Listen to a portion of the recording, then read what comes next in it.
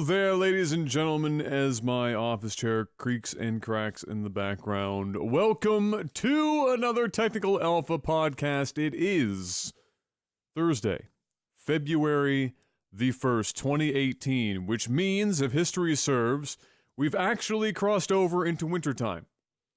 Because up until recently, we haven't really gotten winter here. We've just gotten some sort of weird mixture of what we'd get in the middle of October. And so I'm waiting for the second coming. We've already got hit with a little bit of snow. It came. It went away relatively quick, but I'm bracing myself for what's inevitably going to be, I'm sure, a gong show. Gentlemen, how is everyone doing today? Are you muted Jeff is on Discord, as usual? Well, in the meantime, I'm doing all right. Relatively chill week.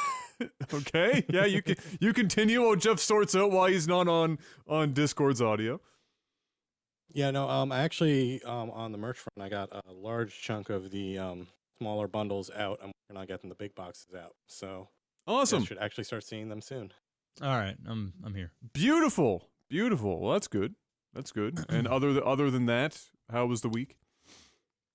Just busy with work and stuff. Lots of new projects coming our way. We're finally getting into gear for the full year. Found out to get a lot of cool projects this year, so pretty pumped. Awesome. That's good. Yeah, this would be about the time where that starts to happen, isn't it? We've now we're Everyone's entering back. Everyone's ready. Mm-hmm. Everyone's hyped. No one is completely demotivated yet. Yeah. And yet. This is probably not going to take a substantial amount of time, but I'm sure it will happen. There's hope. Eventually, there is hope. It's talking weird about new things, new standards, growth. Which is weird because February is usually the last time anyone has any hope if you're on the Eastern Seaboard. It's usually February is when everyone wants to kill themselves because of the fucking weather.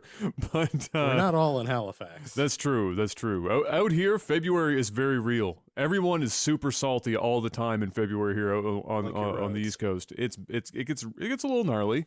People get like cabin fever and shit eventually, and then they just start losing their minds gradually. Everyone needs to be taking like half an entire bottle of vitamin D supplements every single day between now and April to get us through. But how are you doing, Mr. Black? How was your week? Week's been all right. I'm kind of doing shitty today. My finger's all busted up, super fat right now. See, right, yeah. You were playing with a hangnail or something, and now it looks like you got in a fight with a hammer. Yep. So I don't even know when I did this, but my finger's been swollen for a couple days, and then this morning, last night it was bad, it was hurting. This morning was pretty bad, so I went to the doctor and went to a walk-in clinic. They're like, oh yeah, it's not gonna be that long of a wait, and I'm looking around, and there's like 15 people there, and I'm like, this is probably gonna be a long wait. So I sat there for 2 hours, finally got in. In fairness to them, 2 hours is relatively speedy. I suppose. But when she said, when I asked her, I was like, so how long do you think it's going to be? Like an hour? Should I go get some food? She's like, oh, no, the doctor's quick. And it was in 2 hours. So I was fully expecting it. So I went in, and the girl says, because I don't have a family doctor right now because my doctor retired. And Kayla's doctor is not adding any new people. So we're actively looking for a new doctor right now. Hashtag Canada problems. So I went into just a walk-in clinic, and the girl was like, when was the last time you had a tetanus shot? I was like, I don't know, like maybe probably last time I went down to like Cuba or Dominican or something, which was like 8 years ago. And she was like, okay, I'm gonna give you a tetanus shot. So she gave me a tetanus shot, and she's like, yeah, your shoulder will probably be a little bit sore later. And then she gave me antibiotics for this, and I feel like absolutely I feel like shit. I was gonna like cancel this tonight and lay in bed. Like I've been in bed all day. My arm, my shoulder just is like throbbing from where I got my shot, and I don't even like. And it doesn't bug me, like getting needles and stuff doesn't bug me, but for some reason, like my shoulder's like fuck you, and my finger's still pulsating, and the pills that I've been taking just making me feel like shit. So it's just been rough. Like my stomach is fucked up. Yeah.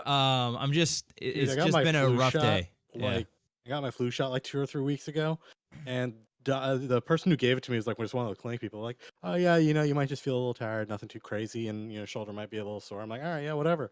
The next morning, I woke up and my face was like inflated. Yeah. And, like when I went to work, my boss was like, dude, are you like having an allergic reaction to something? I'm like, no. He's like, dude, one eye is smaller than the other. I'm like, oh shit. I call the doctor. He's like, can you breathe? I'm like, yeah. Are you having any trouble breathing? I'm like, no. I feel like the conversation would be going differently if I couldn't breathe right now. I feel like and he's like, look, as long as you can breathe, whatever, you're good. If that changes, call 911. Otherwise, just go find some Benadryl and just drink it. I'm like, what incredible fucking advice for the doctor. Just as long as you're breathing, you're okay. Thanks, Doc. Like, thanks, appreciate Doc. it. Yeah. Thanks for the heads up. He's just like, look, it happens sometimes. This particular flu shot's a little weird, but a little surprised. Oh my lord. Yeah, I had a reaction before. I'm like, no. Antibiotics suck though. Like they really do make you feel terrible, and everyone reacts to them differently. Like so, some people. And I never take them either. I'm so against like pills. I'm not the. I hate even taking Tylenol. Antibiotics are relatively important though. They're good ones to take. They are. Oh, they're. I'm not one of those people that are like, oh, my kids will never, get on, take their shots and do all this other stuff. I'm not that type of person.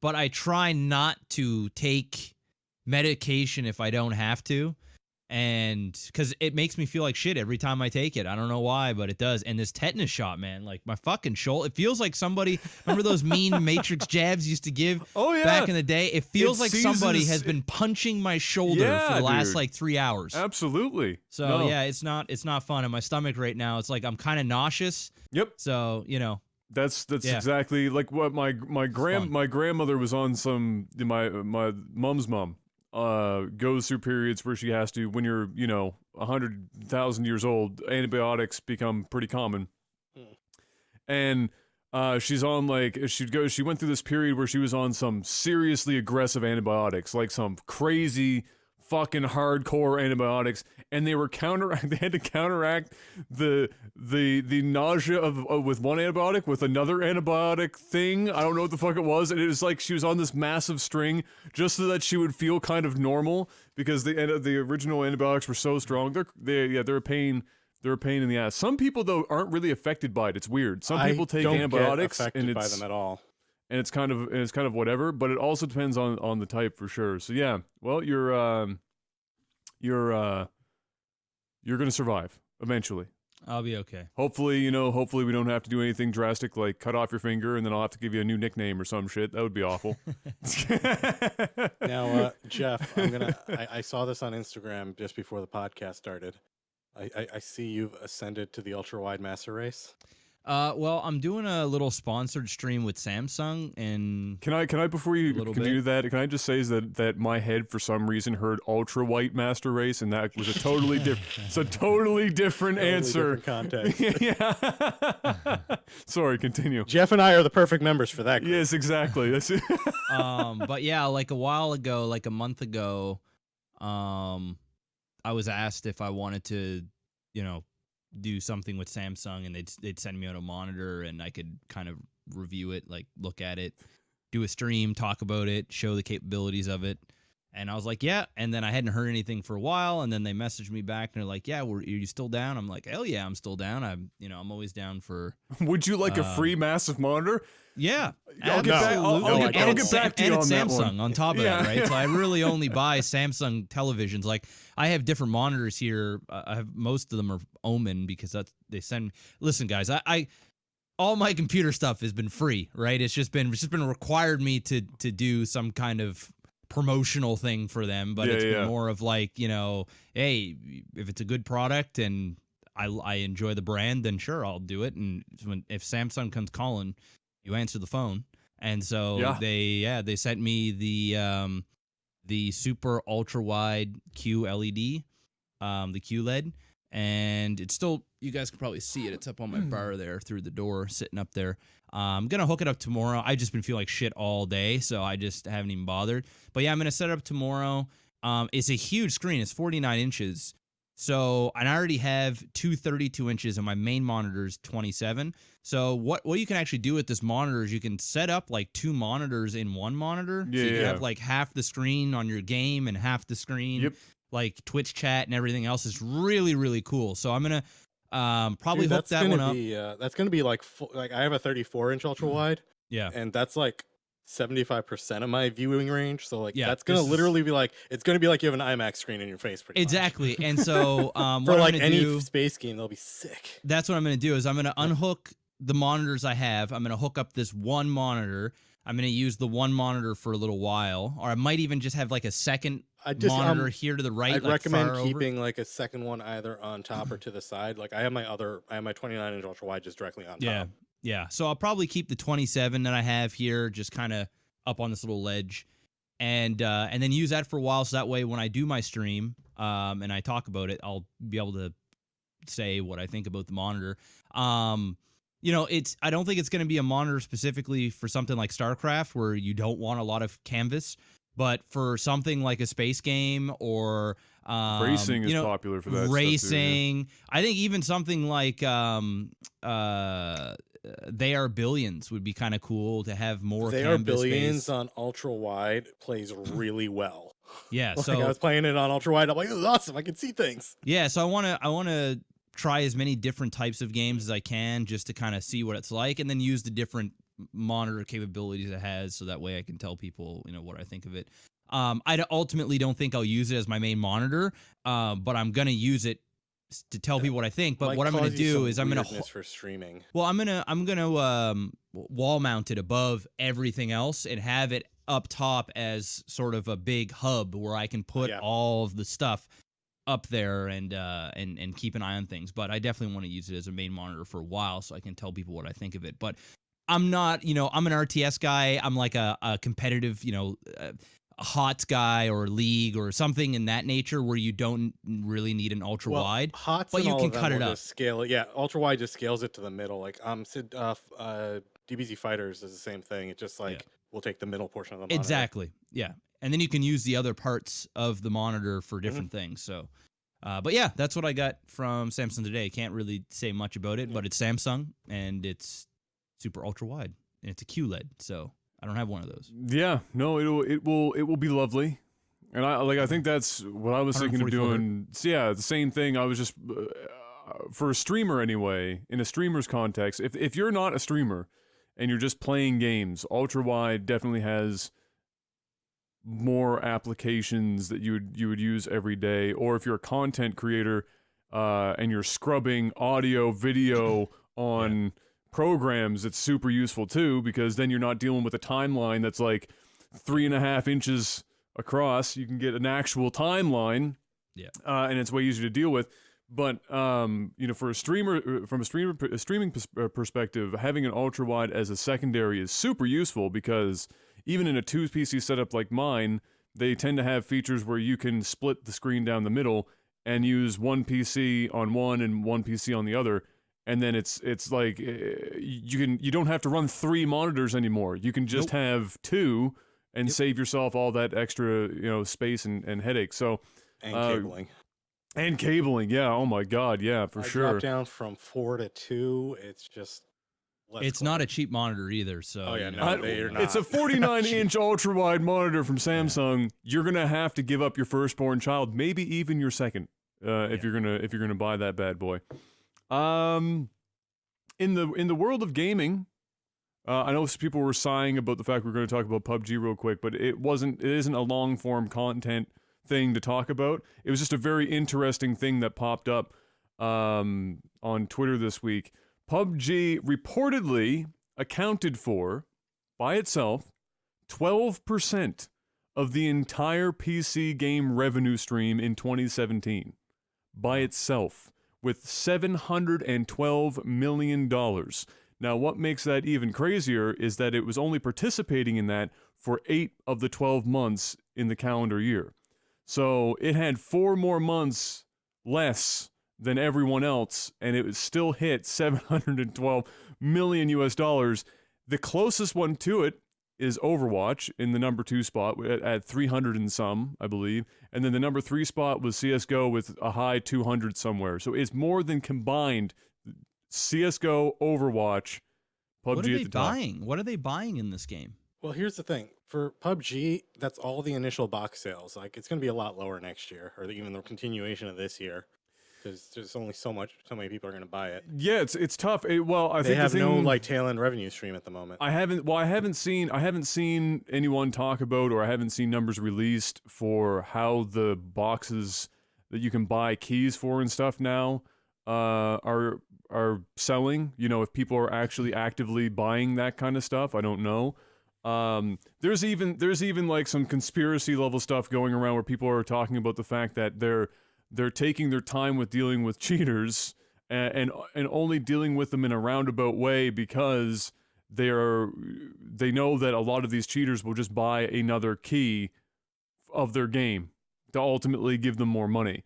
Because everyone's just been asking, you know, write the single line of code and region lock China. Like, if you go to any Twitter post that PUBG's Twitter account makes, like, you're gonna find in, like, these, you know, the ASCII fucking symbol written out, you know, region lock China over and over and over. It was even a hashtag at one point, for God's sake. People were so desperate to make it happen. They banned 100,000. They banned almost like over 100,000 people with the last patch.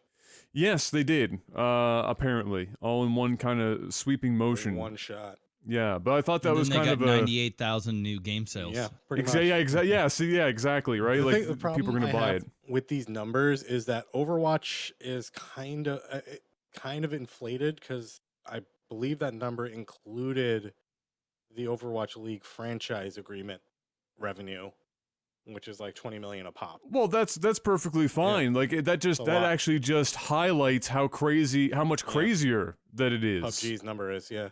Right? I mean, $712 million in 8 months for a single video game that can barely fucking function properly. Yeah, is crazy.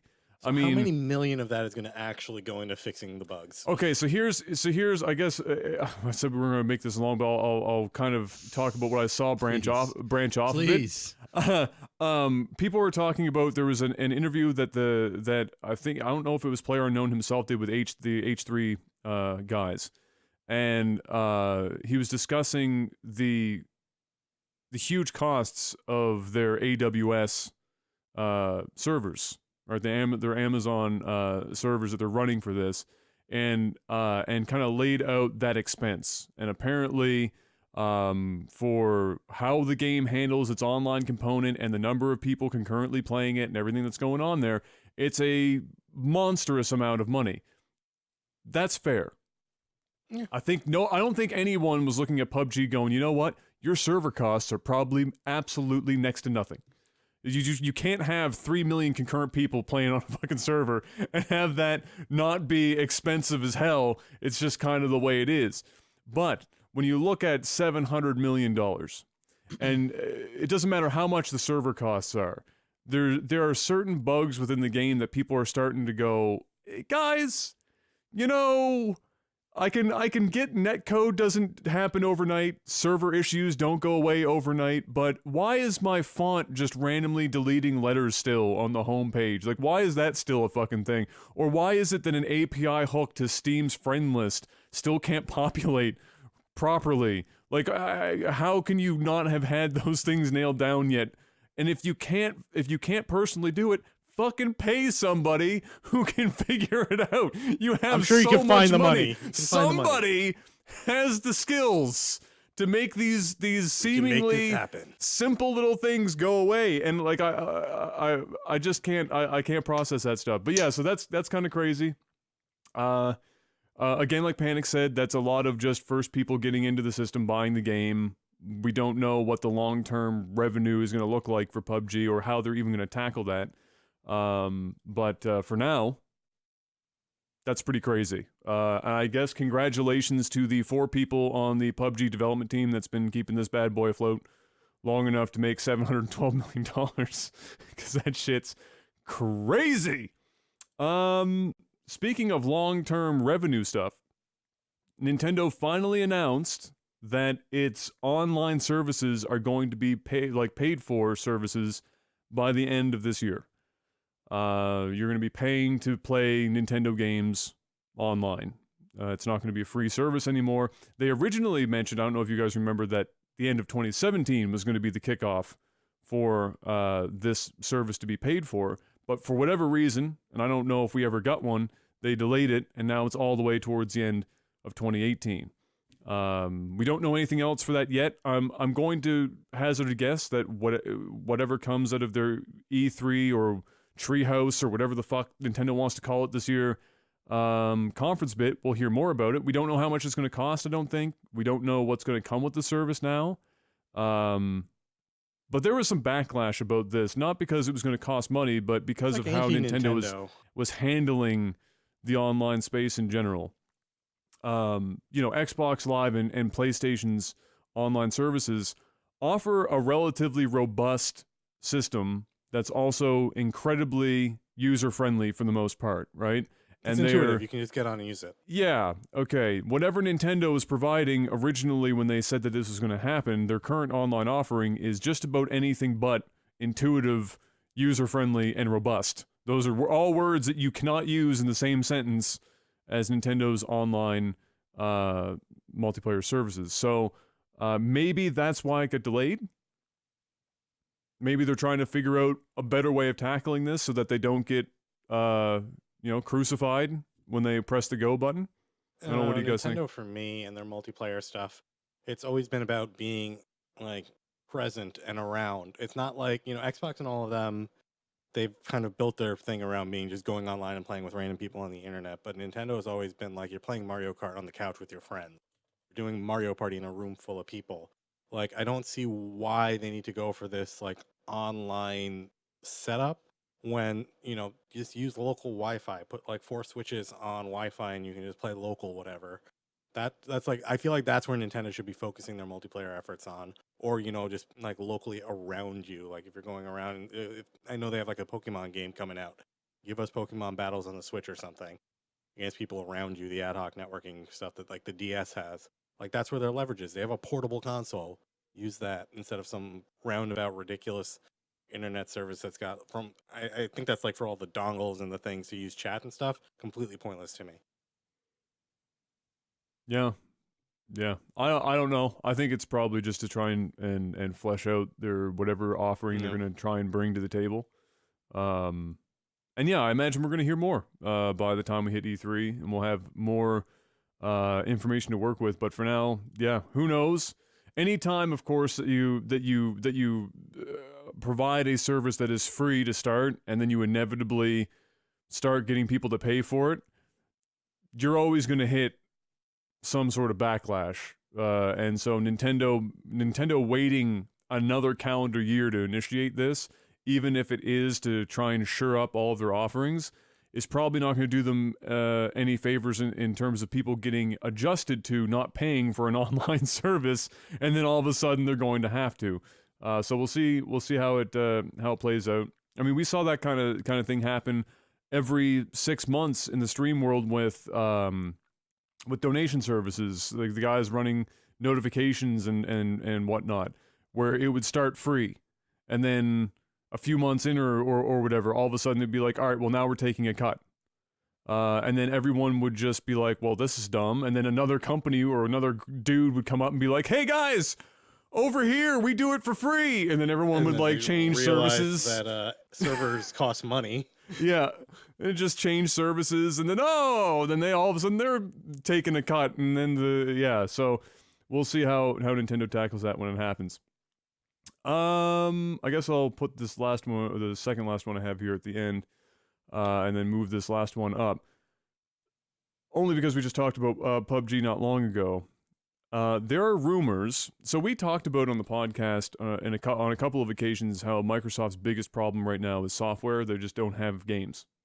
They have games, but they most importantly do not have first-party titles or exclusives that seem to be driving sales of the Xbox. And we're seeing that because the Xbox is getting dusted by the PlayStation 4. I mean, it's not even close. It's a bigger gap, I believe, than the Xbox 360 had over the PS3 in the last cycle. And most of that is very much likely because the games on the PS4, by and large, that are available, that are exclusives, are just, not only do they exist where Microsoft's don't, but theirs are just better. And so in the midst of all of this, we talked about how Microsoft seems to be making some moves. They put the guy from the Minecraft division at the head of the Xbox division, and then upgraded Phil Spencer into some other god tier mode position that he now reigns over. And they apparently, according to some rumors, I'll get your guys' thoughts on this, Microsoft is eyeing, again, rumors, some companies for acquisition. Just outright buy these bitches up. Because, you know, Microsoft has a fair amount of money. Included in this list is where this gets interesting. Valve, PUBG Corp, and Electronic Arts.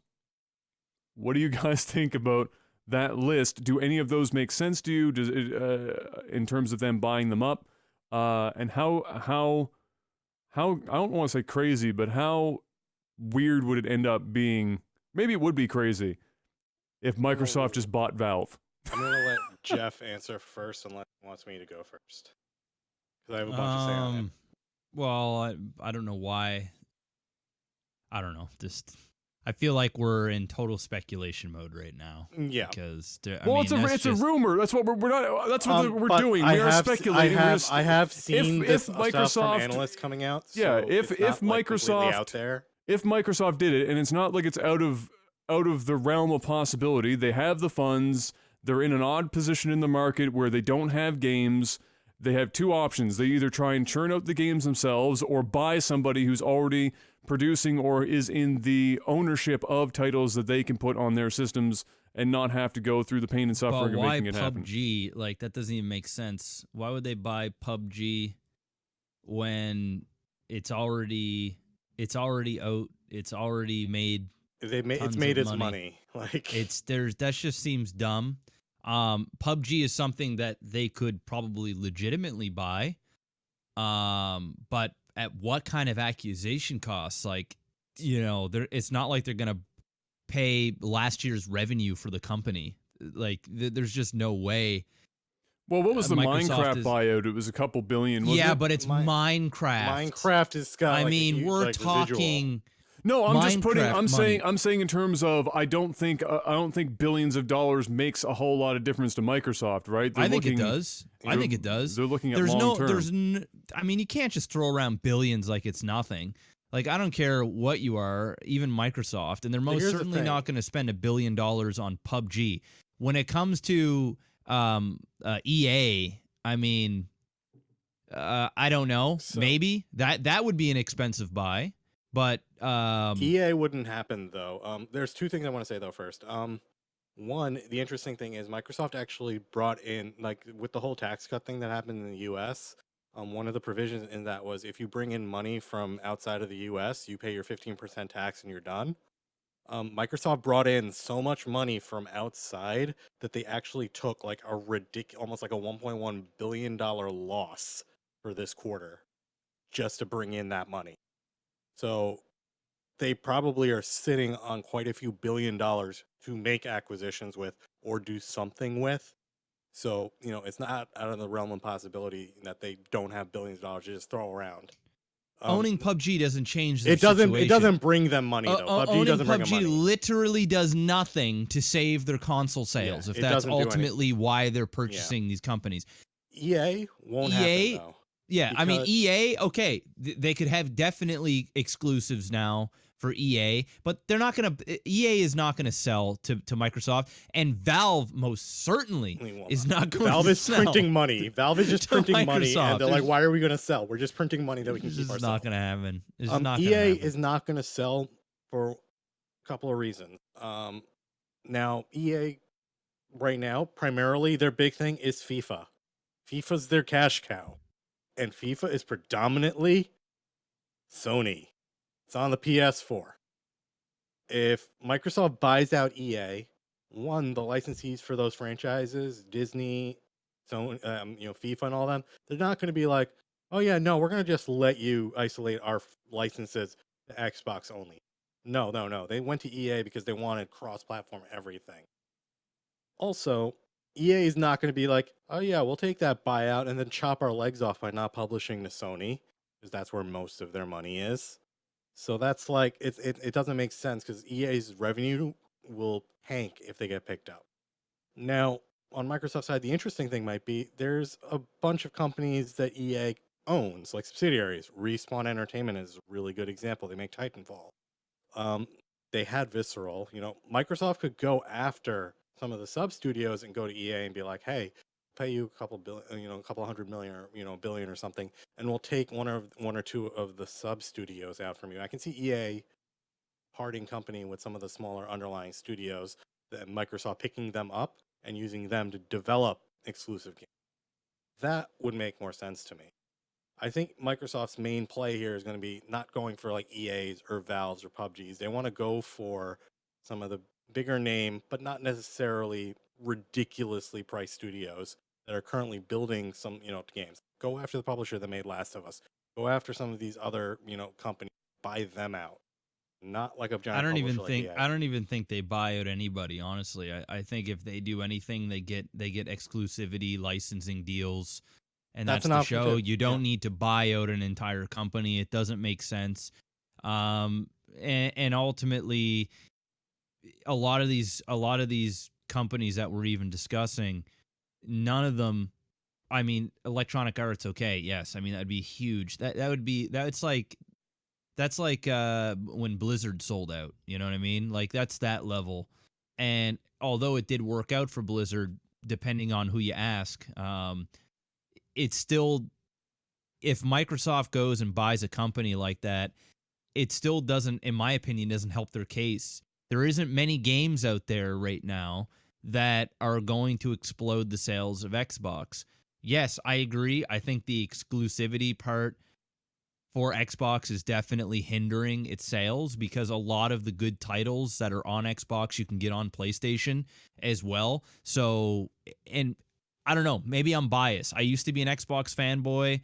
Now I'm a PlayStation guy. For me. And it's not because, honestly, it's really not because of the exclusivity of PlayStation. That did help. It makes my decision to buy a PlayStation better. Like when I go, oh yeah, well, if anything good's gonna come out, it's gonna probably come out on the PlayStation anyway.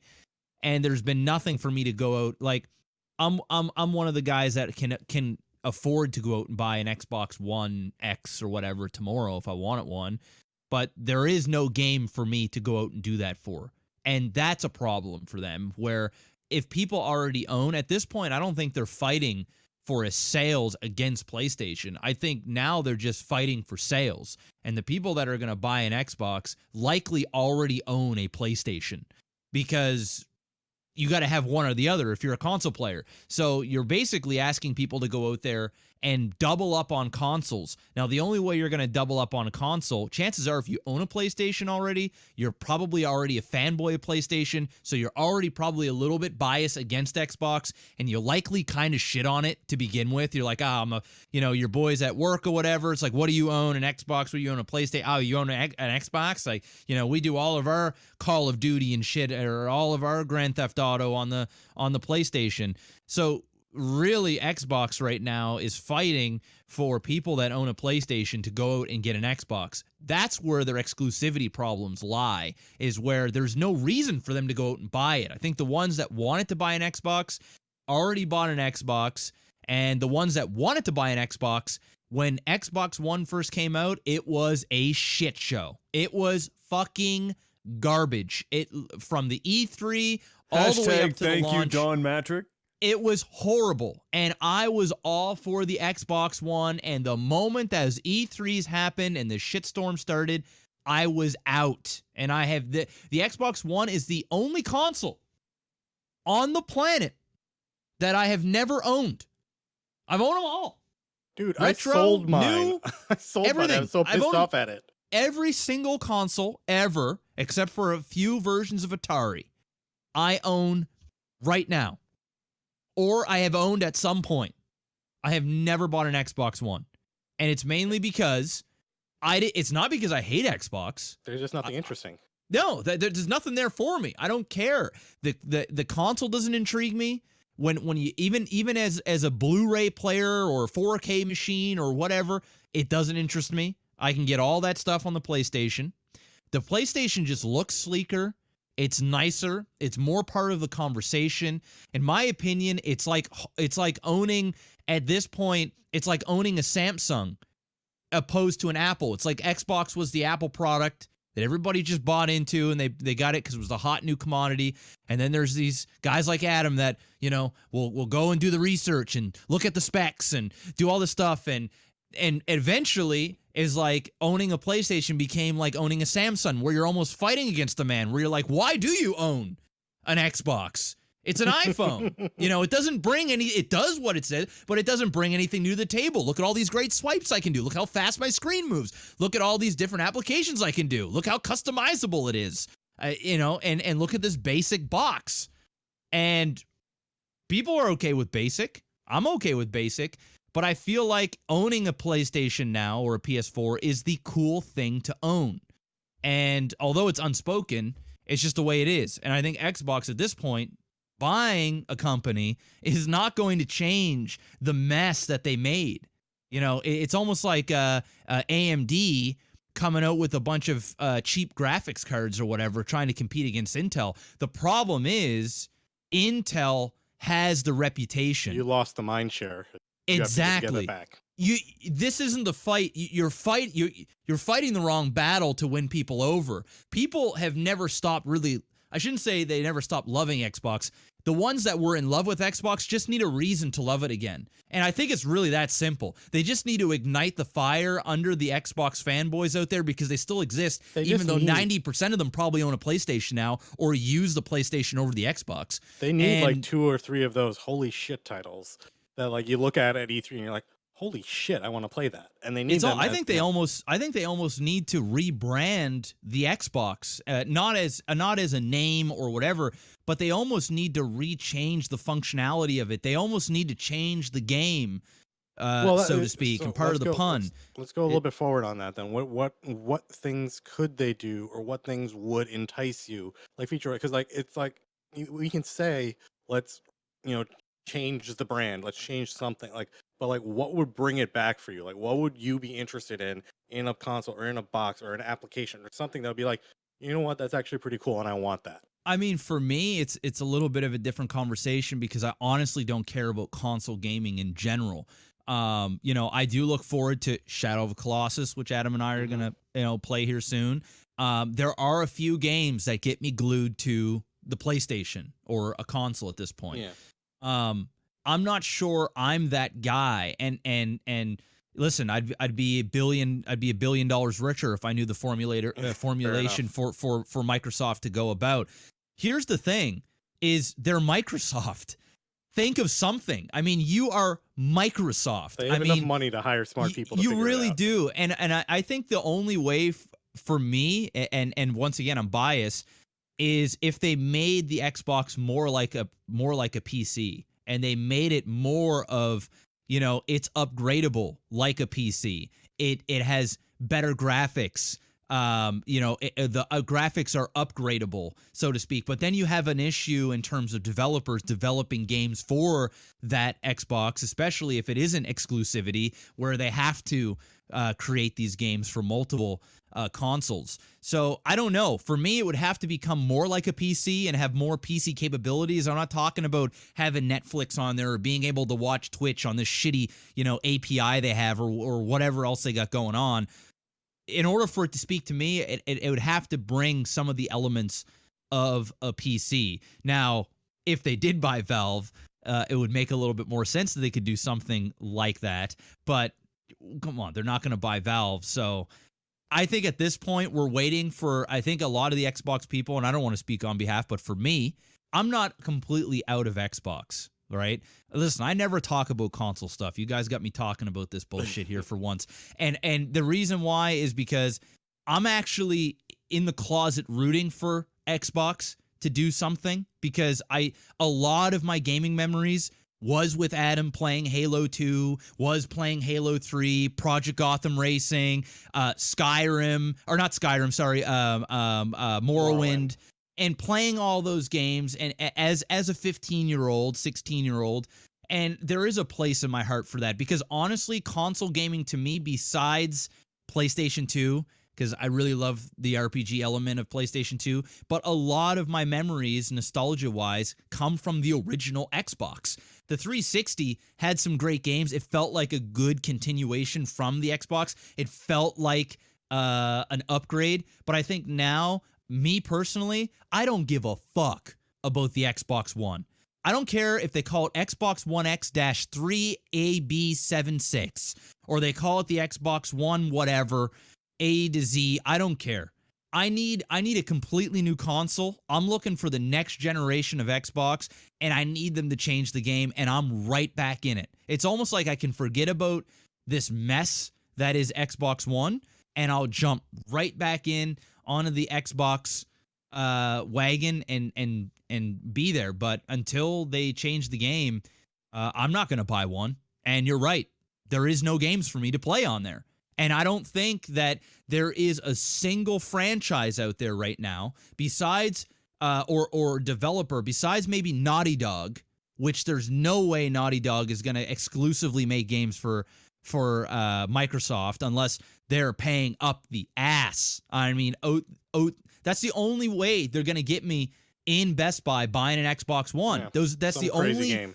That's it. And there's nothing else. There's no Halo. There's no, even if Grand Theft Auto, the next one, was exclusive to Xbox, I don't give a shit. There's nothing for me personally that's going to get me in there and buying that. I need something new.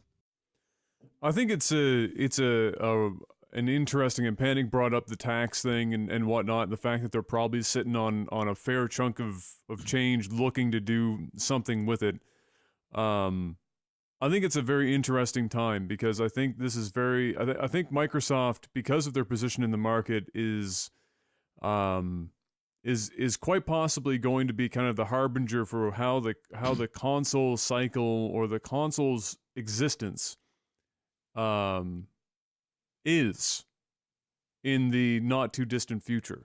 Right now we're in a doubly interesting time because building a PC is incredibly expensive right now. The cost of two of the main components, RAM and a graphics card. RAM is up almost 100% in cost. It's almost double what it was not long ago. Graphics cards, you're almost paying here in Canada and in some instances in the States, depending on how desperate you get, you're almost paying as much for a 1060 as you would for a 1080 only a year ago. And that's not going to suddenly just up and fucking disappear. RAM is stupid expensive. Next year. It's just not gonna happen. And so now you're looking at a time where until the crypto thing happened, consoles were so expensive and you could build a PC that was so powerful that there was actually more than perhaps any other time in gaming history, there was more of an argument to be made about just building a gaming PC, even if you didn't have all that much money, versus buying a console, which was one of the primary drivers for people, outside of course, the plug-and-play capabilities of a console, where you just put the game in, the motherfucker just works, versus, going through some of the pomp and circumstance of getting things to work on a PC sometimes. So at a time in gaming history where we were just on that tipping point, crypto of all things comes along and just fucking drops a 500-ton weight on the scale, fucking rockets it back up in the other direction, where now, if you went and said, all right, if I'm just getting into gaming now, or if my child is just getting into gaming now or in the next year or two, and you're looking at the cost of what that's going to be, even if you're savvy enough and you're hunting to build a PC, which, again, we've discussed this in the past, not everyone is an Adam or a Panic. There's a lot more people that just go out and fucking buy some shit that works. You're not capable of really building something that can compete at that pricing point. And so consoles are going to get even more popular. So here's the thing. I get what you're saying, and you always come down to this, but I'm going to combat it here. Oh, I wasn't done my full thought, but go ahead. Okay, go ahead. No, I'll let you finish then. Okay. Go ahead. So because we're kind of in this weird spot, right? my thought with this whole thing, if and this is an if, right? Because this is all rumor shit. If Microsoft makes some acquisitions of any kind, and it could be representative. My final thought on this could be representative, regardless of which one of these three. If they were one of these three, were to be the ones chosen or the one chosen to be purchased, is that when you look at how Microsoft has been pivoting its entire gaming segment, it looks like it's getting closer and closer to just wanting a homogenous environment that ultimately is just the PC platform. I think we're seeing the seeds of an exit from the console market by Microsoft, because ultimately hardware is likely burning more money for them than if they were to just shift into software. And then I would pose this question. We know that Valve is a privately owned company. It's not publicly traded. And so it's going to come down to, Gabe Newell, how much do I want to make today? If Microsoft shows up on his doorstep, the last time that Valve had an estimate on their company, it was somewhere in the neighborhood of $5.5-6 billion US dollars.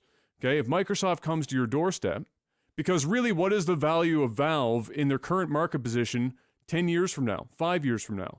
It's a shitload of fucking money. Nobody even comes close to Valve. They pretty much own the PC They're a distribution monopoly. market. So if right now, and Gabe Newell and all of his whatever, Microsoft shows up, and Gabe's sitting on his throne. It becomes antitrust at that point. And it's whatever, and he comes in and says, "Hey guys, you were valued at $6 billion. What if I wrote you a $10 billion check right now?" Microsoft's worth what, $780 billion or some fucking crazy amount of money? How would say $10 billion sound? And Gabe Newell's going, shit, that would buy me a lot of Cheetos.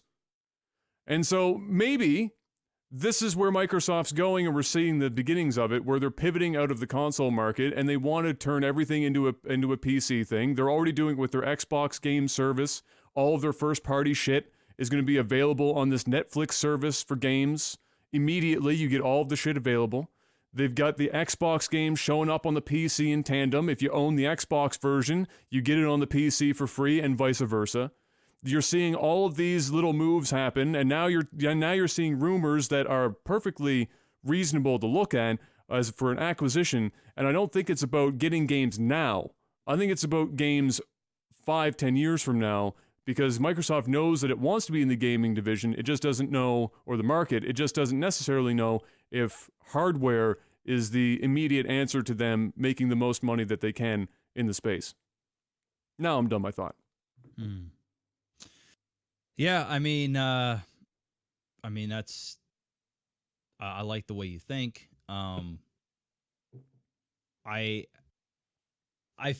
Yeah, I mean, it's hard because I don't know if Microsoft just kind of submits defeat to Sony in the console, and even Nintendo at that point. I mean, they basically bow out, if you're saying that, and say we're going straight PC.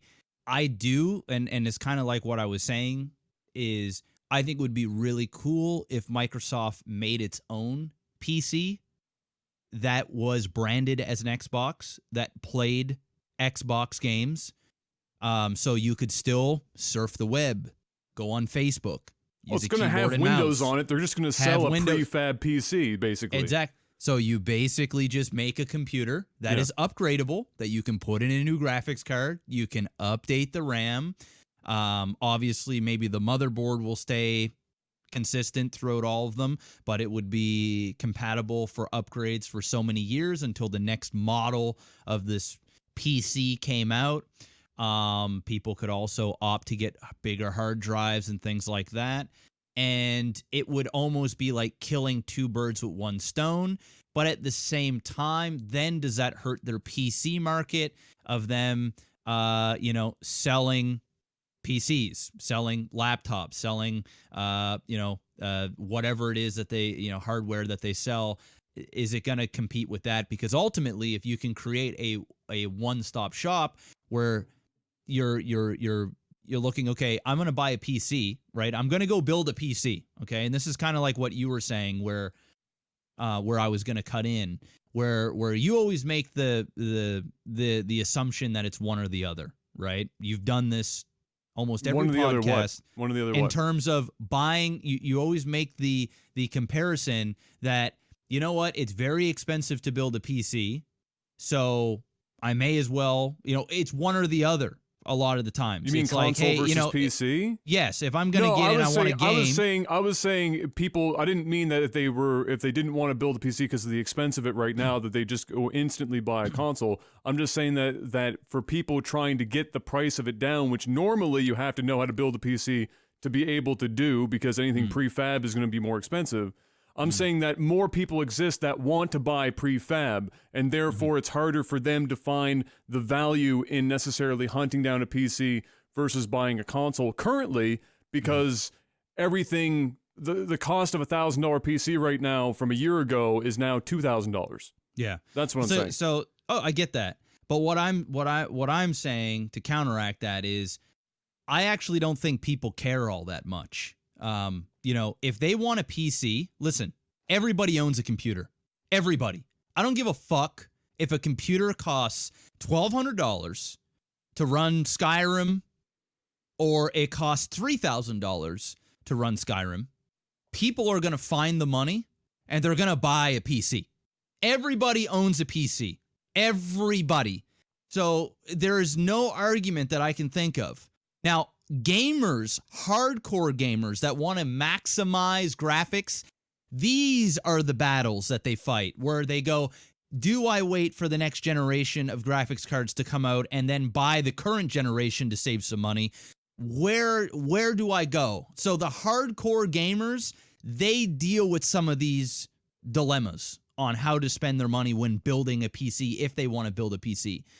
But the vast majority of casuals and the vast majority of gamers are casual gamers, especially on PC.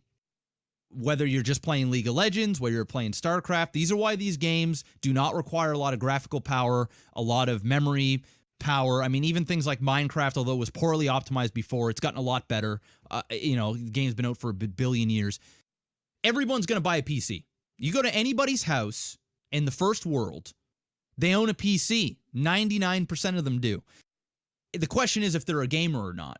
And if they're a gamer, chances are they have a PC that plays games. Now, some people have to play games on medium settings, and they just deal with it. If they don't have the money, they just deal with it. They're fine with it. They're fine with it. They don't even know the difference, right? Yeah. You look at StarCraft on extreme settings opposed to middle settings or medium. I can tell the difference, yes, because I play a lot of StarCraft, but most people don't even give a shit, right? And if they have the capability to go extreme, they go, whoa, this is looking awfully HD. This is cool.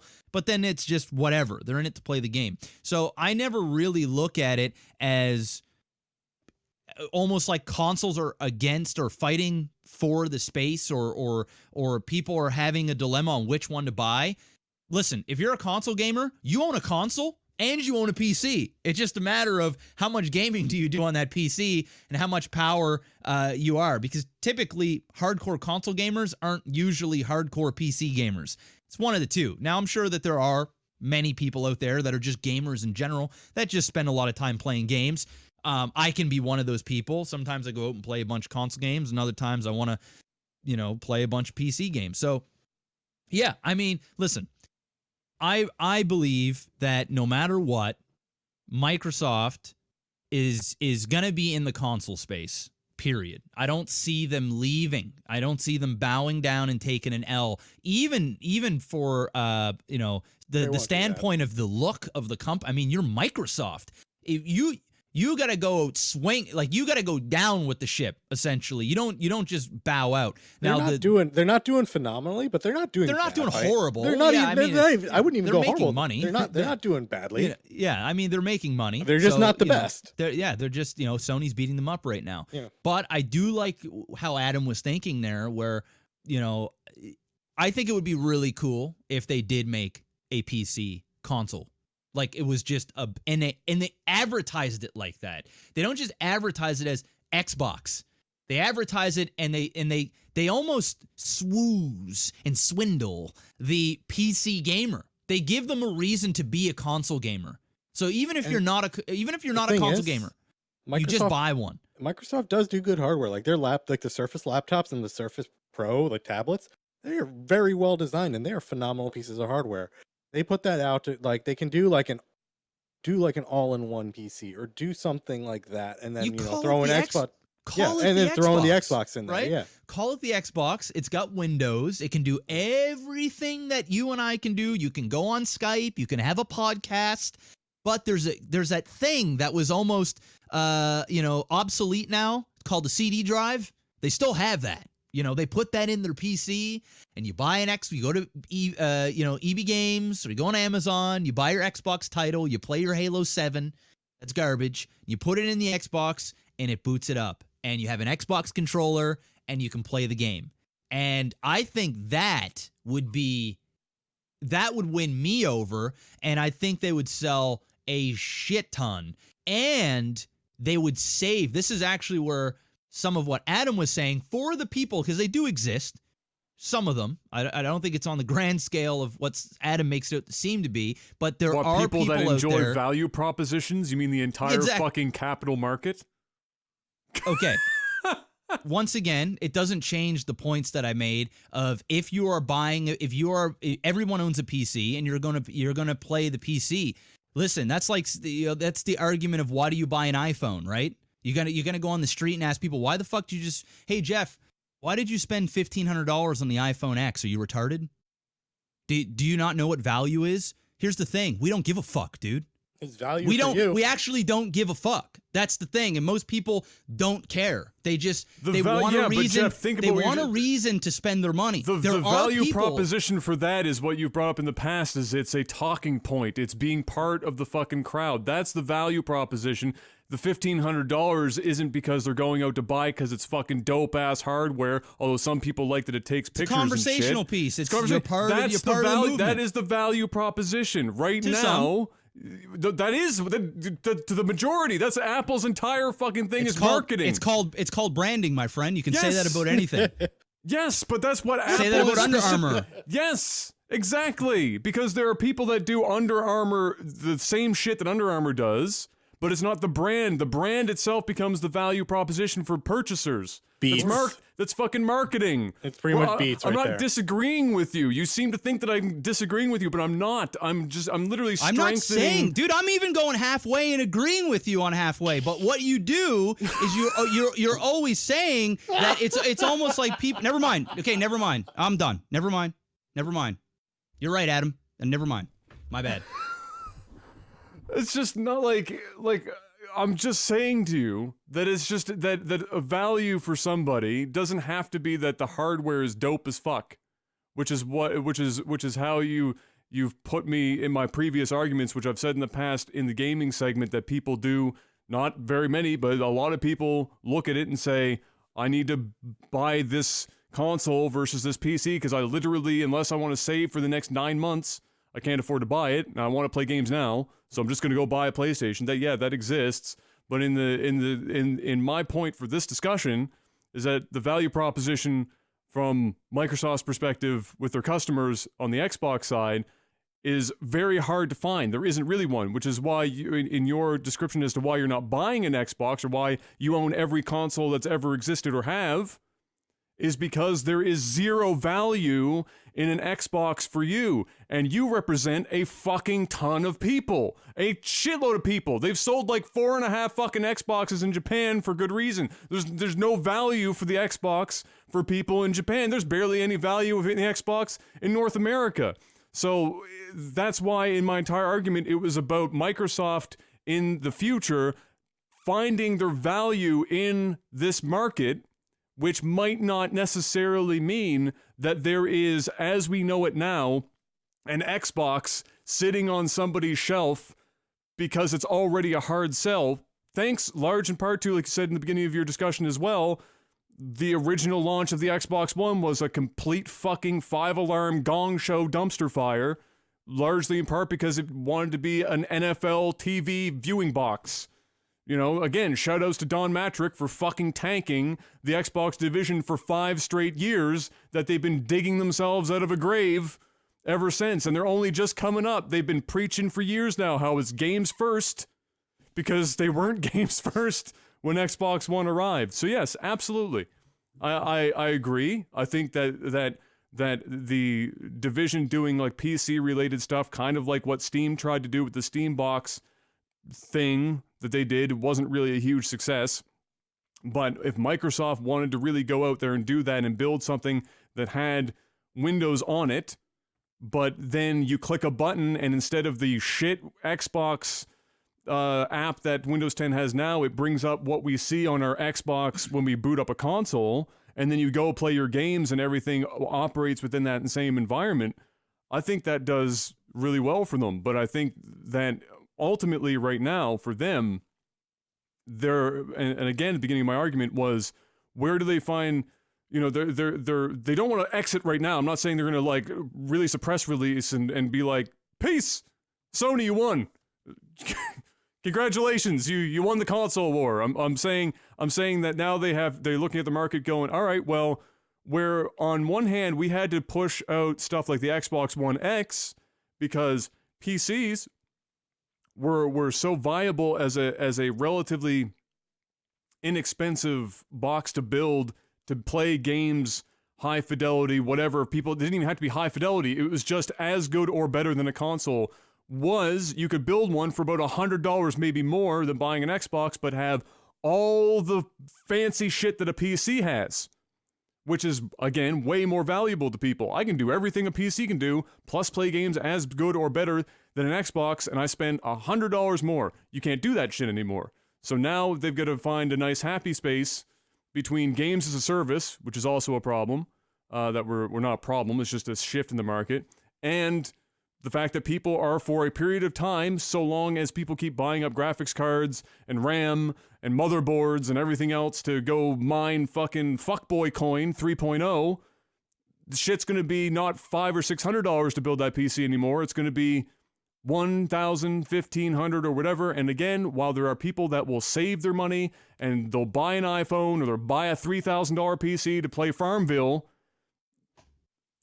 the market speaks when it comes to going from a $500 thing and then tomorrow it's $1,500. They just don't go out and buy that shit because people have to do things like purchase food and living quarters and shit. They have to be sort of mindful. The phones are an odd analogy, not saying a wrong analogy, but it's weird because again, this is more of a cultural thing than a tech piece. This is like, you feel like you're fucking, it's like when we went to school before this shit was ever a thing, and if you didn't have like fucking snap pants, you were a fucking idiot. Like, how do you not have snap pants? This is the shit. Or you don't have Pokemon cards or Pogs or mini sticks in Canada. If you didn't have a mini stick, you'd never even play hockey in your life. But if you didn't come to school with a mini stick, exactly. If you didn't have a fucking mini stick, explain this to me. What the hell is a mini stick? And it's exactly. I'm not Canadian. If you think about it literally, it's pretty much what it is. It's a tiny hockey stick that's plastic. You played hockey on your knees. Everyone got fucked up. They eventually got banned in schools. A normal hockey stick for me is like a mini stick for you. Yes, so they eventually got banned in schools. But now this is like everyone needs this and a certain standard of this to feel like if they're at a restaurant, I don't want to put my Razer flip phone on the table when fucking Sally across the table's got an iPhone X. I'm gonna get shit on. It's a bit of a different piece, but again, you can sort of compare it for sure. But yeah, it's a crazy thing. I just want to see if they are going to spend the money on a company. If they do, it will be very interesting because, like Jeff said also earlier, it would be very similar, almost regardless of which of these three they bought. I mean, PUBG, I guess, throw out the window. It would be similar to when Blizzard got bought up by Activision because that's the magnitude that we're talking here. This is not like a tiny acquisition that they're thinking of making. This is a sizable, market-changing acquisition if any of these kind of things come to pass. Let's talk about something a little bit more lighthearted, like the Atari co-founder apparently touching women when he was in his 20s. I guess that's a thing that some people do. I don't know, Jeff, did you ever do that in your 20s? Did you touch women? A couple times. Not all that much, because unfortunately I shouldn't say unfortunately, but choose your words wisely. I haven't had much single time in my 20s, so. Okay, so in the midst of all this, everyone getting caught for doing something 30 years ago, the Game Developers Choice Awards, which is just an establishment thingy that hands out awards for various things within the gaming industry. They had originally given for last year's, I think, awards, or very, very recently, the award to the Atari founder, Nolan Bushnell. Coincidentally, also the founder of Chuck E. Cheese. Shout outs to Chuck E. Cheese. Yeah, that's crazy. I didn't know that. That was pretty crazy. But it was like a pioneer. It was their Pioneer Award, which makes sense because if there was a company that you could think of in gaming that would be considered pioneering, Atari is probably towards the top of that list somewhere in that whole space. So nobody really questioned it until, of course, some people started talking about how old Mr. Bushnell apparently was a bit fast and loose with the women in the early days. And so, of course, there was a huge social media uproar. They put pressure on the Game Developers Choice Awards, and then eventually they said, we're going to have to go back and take a little look-see and see what we think of this and what the best course of action is. And now they've just outright taken the award back and said, we're not going to give it to anyone this year. We're just going to have to wait and see what happens down the road or some shit. Now, if you actually go and read some of the cases that were brought up for this guy, I mean, we're talking pretty mild. Am I going to say that they were all above board and not a little bit, whatever? No, but one of the cases that were highlighted, all right, follow me on this one.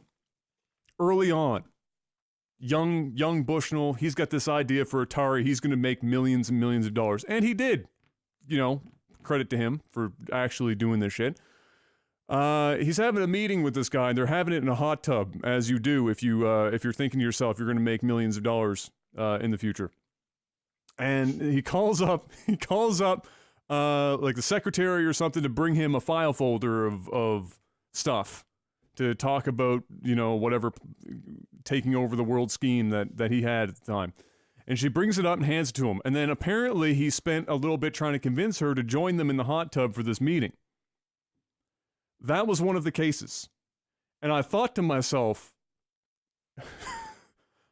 I thought to myself, are we really, how far are we digging on this that was brought up as like, I guess they want to call that assault, like, or something, a sexual, like some, I'm not sure what they want to label that. When was this? When did this happen? This would be when he was very young. So I'm going to say sometime, it was decades, bro. We're talking decades. So he was young when who brought this up?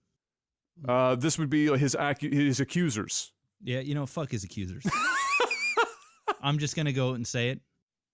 Fuck his accusers, all right? I'm so tired of this shit. Now it's affecting the gaming world. Listen, I'm not saying it's okay to sexually assault a woman. No! All right? In any way, shape, or form. And somebody can go ahead and twist my words however they want. Fuck you too when you do it. But I am so tired of hearing about these allegations of fucking shit that happened. Can you just imagine the allegations some of us would have in our workforce when I was 18 years old, and some of the shit that went down at my jobs between some of us? Young people, guys and girls working together, both sides of the table. Trust me, there were girls come up and fucking grab your junk, pinch your ass. Absolutely. Fucking do whatever. Yeah. I'm not about 30 years later when that person starts to make a name for themselves or about taking accomplishment and just go, you know what? I remember that time when that girl said, hey, what are you doing after work? Well, I'm probably going home. Well, why don't you come over to my place and have dinner with me? No, I think I'm good. No, I've been working on this recipe. I think you're going to like it a lot. I would really appreciate it if you would come. No, I don't want to go over your house, Jessica. I don't want to do it. She's like, okay, all right. Well, Jessica, she goes and she becomes the president of lasagnas because she made the fucking recipe, and now it's this big brand, and there's a lasagna award show. And I'm sitting here salty as fuck. I've done nothing with my life. I'm thinking about the time I could have smashed this chick after eating her beautiful lasagna. Maybe could have got married to her, and then also ate her lasagna, got all of and ate her lasagna, and fucking got half of her money. So you know what I'm gonna do? I'm gonna go and report her to the board from that time where she was a little too aggressive. On asking me to go over her place 30 years ago for lasagna. And it's been bugging me. I've been going through therapy 2 days a week. She asked twice. You know, it's ruined my relationship with my mother. I can't do anything. This has really affected my life. I can't eat my mother's lasagna anymore. I haven't been able to eat a good lasagna in 30 years. This is, I'm making very light heart of this right now. I'm trying to make it funny. But the reality of it is I'm fucking so tired of hearing all these women cry wolf. And it's bad because when legitimate sexual assault happens and really bad things happen, it gets dusted. It's eventually going to get dusted under the rug because of how many shitty fucking cucks out there that are just salty for whatever reason or want revenge or whatever twisted shit that's going on in their heads, and they want to be part of a movement, or where they want their voice heard, or they want to make a Facebook post that gets 20,000 shares and 4 million views, and they want to have their 5 seconds of social media fame to ruin somebody's life. It's absolutely ridiculous. Once again, I cannot stress enough that if there is a woman that has been sexually abused or taken advantage of or been felt uncomfortable, you go to the police and you tell them, and it's nothing to be joked about. But 30 years later, on an allegation such as these, where I'm hearing hot tubs, and I'm hearing of just ridiculous shit, even my crazy lasagna analogy, which is not far from the truth of what we're hearing from now. It's getting retarded to the point where it's like, if a girl is running down the street right now, and I'm just walking down the street, and she's like, dude, there's a guy up there, and he's scary. I'm going to say, are you fucking with me right now? Is this for real? Like, do I actually have to do something here? Or has he just asked you on a date and you didn't like it? Okay, what's going on here? Okay, because I think the more this goes on, it's already happening. It's already happening now. What happened to Aziz Ansari? Like, the person went out on a date, we talked didn't about like that. it, and then... It's happening so much now. It's absolutely ridiculous. And now it's happening in the gaming world to an Atari dude that was having a hot tub. Dude, we're talking about taking a Pioneer Award from one of the few people that would be like the easiest decision in the world to give an award to for pioneering in video games. Motherfucker founded Atari, okay? Because of some, and they're not even proof. That's the scariest part. Yeah, it's just like, hey, I could have just made it up, right? About just, the Me Too movement is that of all of the legitimate cases that exist within the movement, the sheer volume of what appears to be bullshit, or at the very least are just allegations, is that, and it's there's no. Everyone is guilty until proven innocent in the Me Too movement right now. It's if allegations exist, we side with the person accusing first, and then only later on, with some unbelievable, irrefutable proof, can somebody escape the jaws of the Me Too movement. Which again, not only is that shit for the person who is accused, because as soon as you're accused, even if you are proven innocent, you would have to assume that everyone that heard about the accusations also heard of you being, cleared of those accusations. Because once they hear it, they just associate that with you for the rest of time until they hear otherwise. And not everyone's going to hear that you suddenly just fucking got off the hook because they found out about it. And so you just instantly, with no proof, no anything, people digging shit up from 30 fucking years ago, 20 years ago, 10 years ago, whatever, with no proof, and it's It's crazy. And again, it also belittles the real cases that exist. Yep. And so it's just now credit to this dude. Now, whether he's trying to hide some shit or not, whatever. He came out and he said, "Good job, guys. If for whatever reason something that I did in the past hurt some women or whatever, and we want the award to, the Pioneer Award to not be tainted by whatever because of the current socio-political climate of this shit, I'm okay with that. I will live with not having the award." He put out a statement of that. Of that kind of thing to, not long after the statement was made. I would sue this fucking award show. I would actually, you're from America, I'd sue the fuck out of them because you can sue for whatever. I'd sue them because them pulling this, them were the accusers. Almost accuses, almost like they're going, you know what? He is guilty. And it makes it worse. It makes it look worse. It makes it look worse. It pisses me off. Like, it's just ridiculous. I mean, I don't know what's worse, the accuser at this point or the award show. I don't know which one's worse because you're just automatically taking a side. It's like anybody could go and write a blog post about anybody in the world right now and make up some bullshit and ruin their career. It's fucking insane. There is no innocent until proven guilty. It's innocent until some salty woman goes on the internet and writes a paragraph about you, then you're fucked. And the thing is it's always taken on the woman's side. It's like that in the courts. If you're having a custody battle, it's mainly because women will complain about, oh, we're treated unfairly, and in some cases they are. I'm not saying they're not, but it's in these sort of things, it's always assumed that men are always more powerful, and that it's almost like men are the decision makers. And we are the ones that are the root of any problem. And when it comes to a woman complaining about anything, really, and that's the way I look at it anyway. And it's automatically taken to the side of the woman because they seem to be inferior. They seem to be not as strong, not as maybe outspoken, not as powerful. Not as whatever.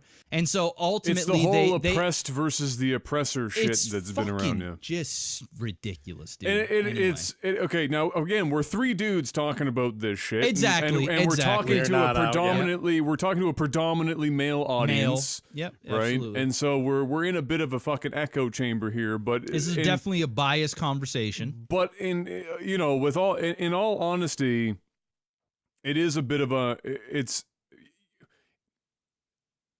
it is a scary thing, not just in that truth is, how do I put this? The craziest thing about this situation, or not the craziest, that's too much hyperbole. I gotta stop saying the craziest thing about anything. The thing, one of the things about this that I find interesting is that in the age where information is so readily available for everything forever, for pretty much anyone to access at any time, truth is perhaps the hardest to uncover now than it's ever been. And what's making that situation worse is that we're at this odd point in from a cultural standpoint, at least here in North America. I won't branch that out. Fucking, you probably say a good chunk of Europe as well to a degree, but where we're at this odd point whereby it is the guilty until proven innocent, and it's become that because it's, like Jeff was saying, it's the in a roundabout way, it's the oppressor versus the oppressed mindset that currently exists. Nobody wants to look at the world where it's, even when you're living in a capitalist society where everything is pretty much go with exceptions, like everything has exceptions. Mm-hmm. Go bust your ass, and by merit you will go places in life. Will you pop? Will oh, there we go. Oh, no, you're good. You're back. You good? We're good. Your sound went cut silent. out. You went silent for like 30 seconds. Oh, okay. Yeah, that happens with you guys too sometimes. That's actually just part of the it's Anyway. Do your thing. It's Windows. So yeah. So where was I? The oppressed versus the oppressors. Where nobody wants to admit that that they have a bigger stake in what happens in their life than it really does. Like they don't want to admit the amount of responsibility that they shirk when they take on the oppressor versus the oppressed.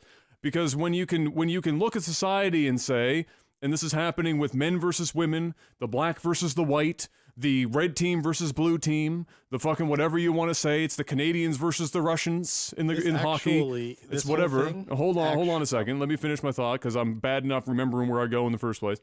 So when you do that, when you can look at that and you can look at the world in that kind of way, what does it allow you to do? Well, it allows you to do one of humanity's favorite things in the world currently, which is take yourself out of the problem entirely. So you look at your own personal situation and you're like, fuck me, I don't have all that much money. Why is that? And then you look at the problem and they go, well, my boss doesn't like me. Okay. Almost every excuse that somebody will come up with will be something that will allow them to remove themselves from the situation by virtue of saying that they're the oppressed and somebody else is oppressing them in some way, shape, or form.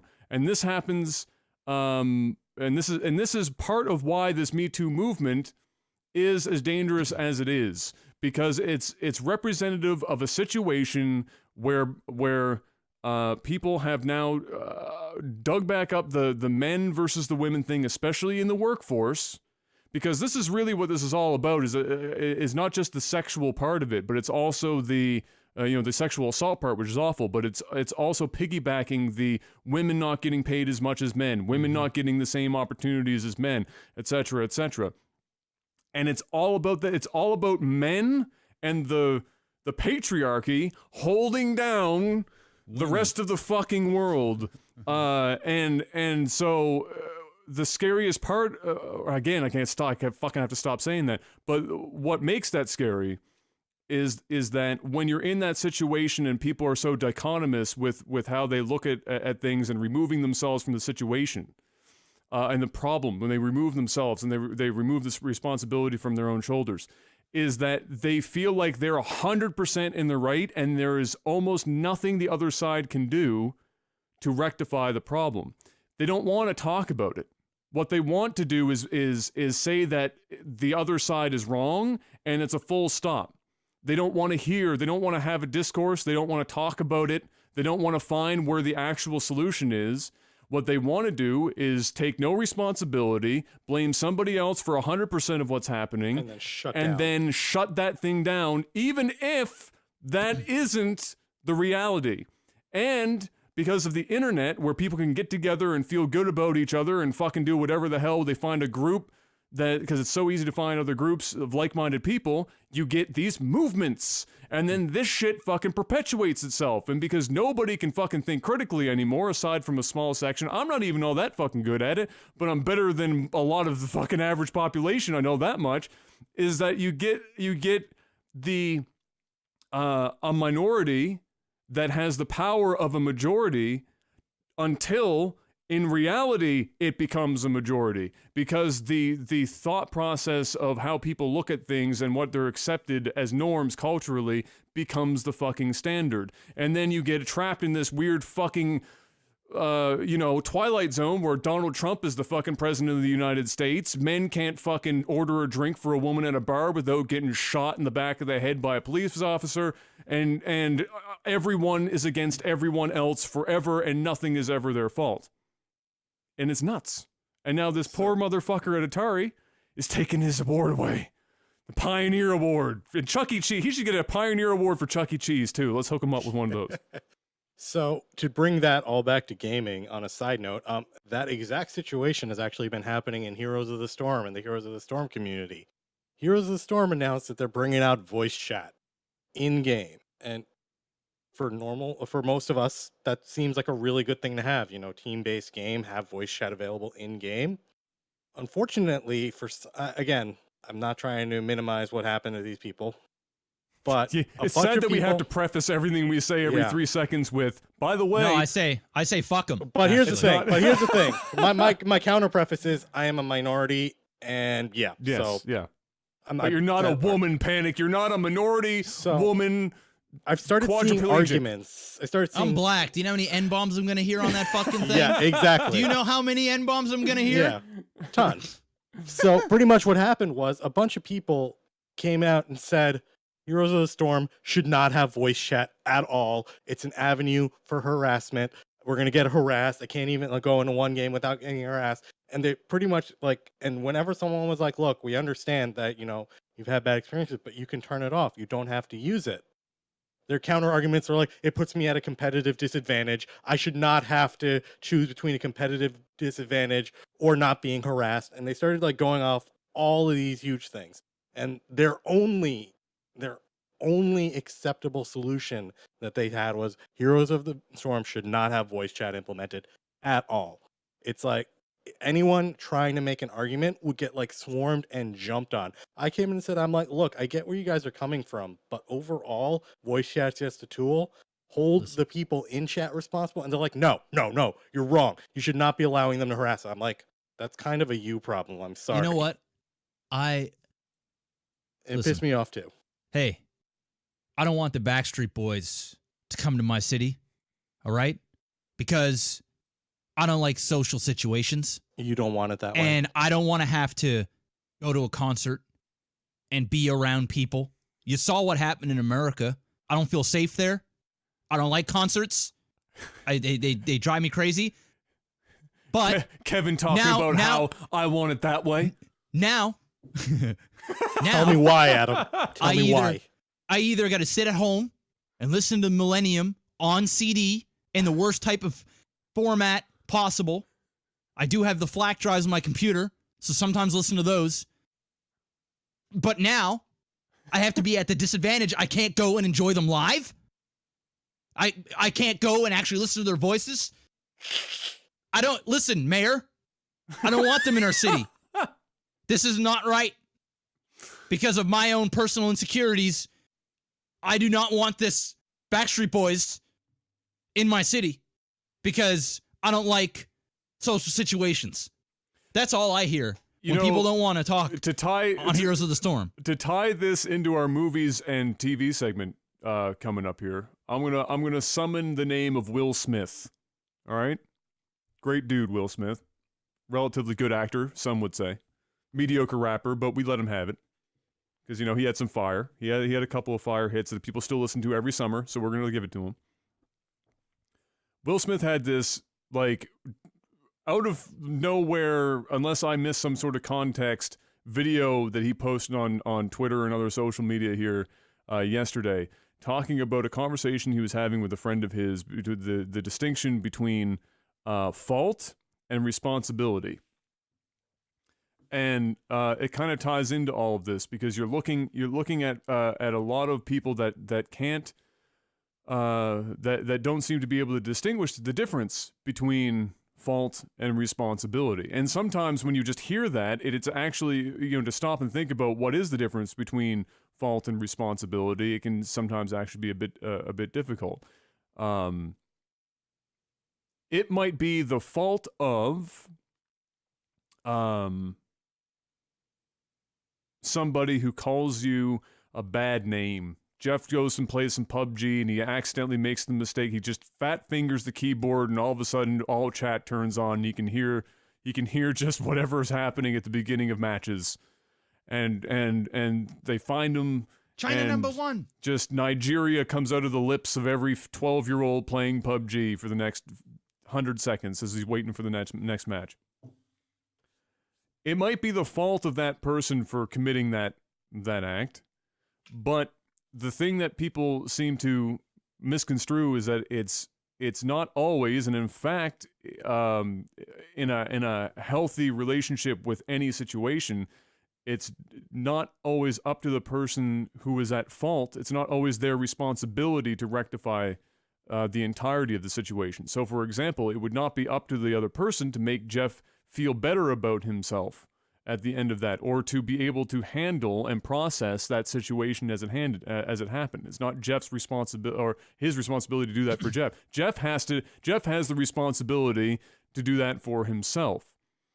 In these situations, and the way that people seem to be tackling a lot of these things as they come up, these movements and everything else, is that they all seem to be tying fault and responsibility of the rectifying of any of these situations as being the same thing, and to always and forever be, regardless of what variables are involved, placed on the same person.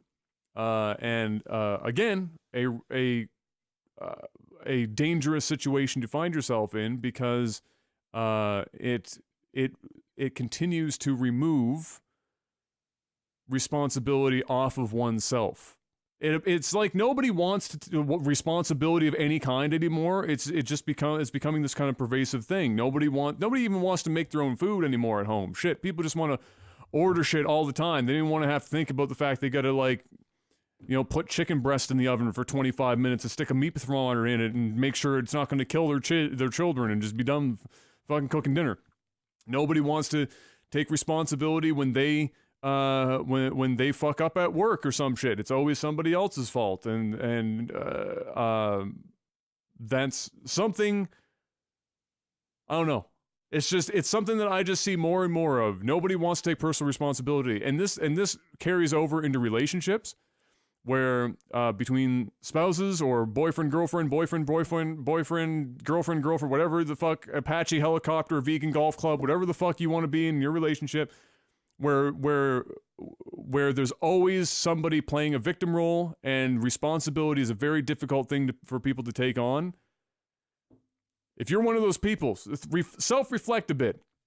Everyone's guilty of it, for sure. I'm not guilty of it, Adam. Nobody's. The fuck you talking about, bro? You're in my space. Yeah, exactly. You're ruining my safe space. Think about it. Seriously. It's called being human. It's called being human. Think about it. But you know what? Back to I'm not done no, yet. go ahead. No, go ahead. Back to Heroes of the Storm chat. All right. If you are legitimately complaining about Heroes, you know what? You can go ahead and complain. Because, if you don't like voice chat, you're allowed to complain. You don't have to like. Hey, you're That's allowed fine. to not like it. Yeah. But if you're gonna come out and just go full blown, like, Take it away from everyone. yeah, like, you're protesting. You're that guy out on the street, with tiki torches, and you're saying, no, we do not want voice chat. It ruins this game. It's not fair. It puts me at a disadvantage. Then why don't you just remove yourself from the game? Why don't you just say, you know what? This is something that I cannot be part of anymore. I got to walk.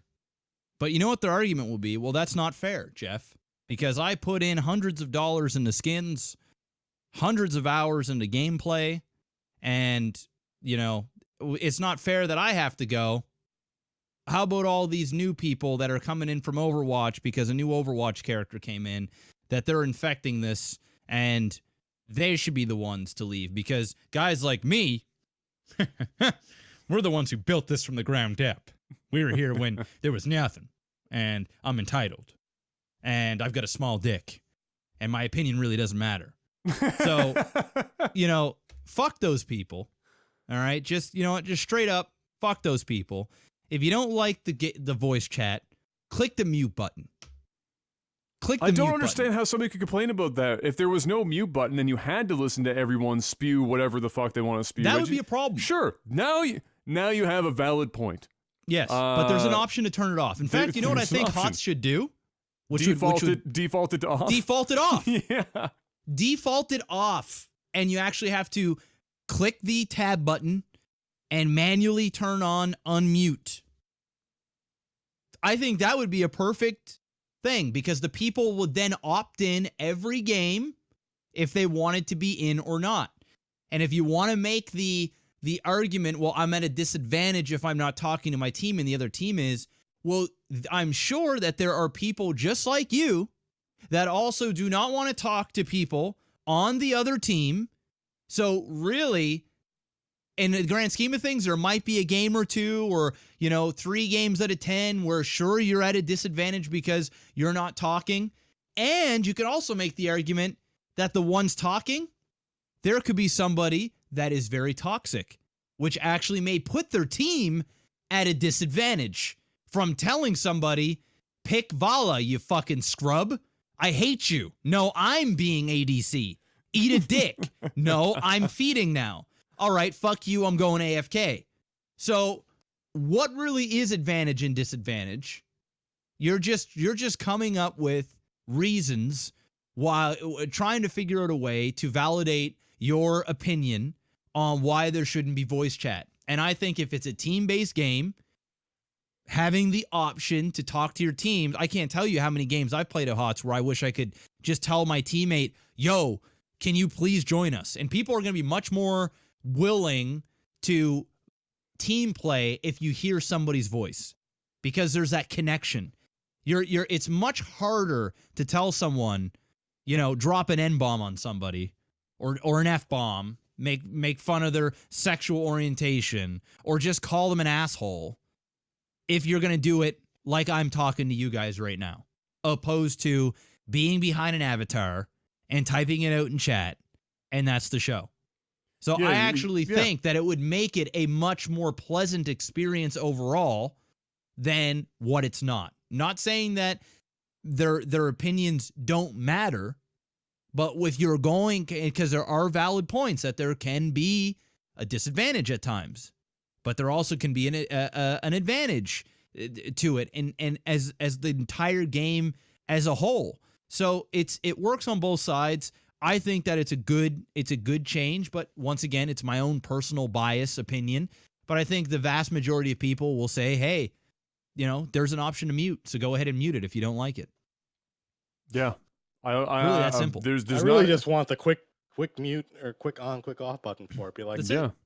It's like, hey, I'm not liking this team. Mute. Cool. Done. Move on. It's not. Yeah. It's not a particularly complicated situation. Yet not the response to that has been, no, there should absolutely not be an avenue that I get to be harassed. Oh, it's bad. It is like the Twitch chat, right? Yeah. Somebody just mentioned in Twitch chat. Same thing in Twitch chat. There are people in there that say things, that are offensive quite often in Twitch chat. A lot of us have become very desensitized of this. Mm-hmm. So it's like whatever. But there are probably people, there's probably not a lot of them, but they do exist, that'll see something in chat that will get offended. Well, and they will ruin their whole. I've had people in my chat that were like, Jeff, this chat is fucking retarded. I gotta go. I'm sorry, dude. I want to support you, but I can't be here. And what do I say?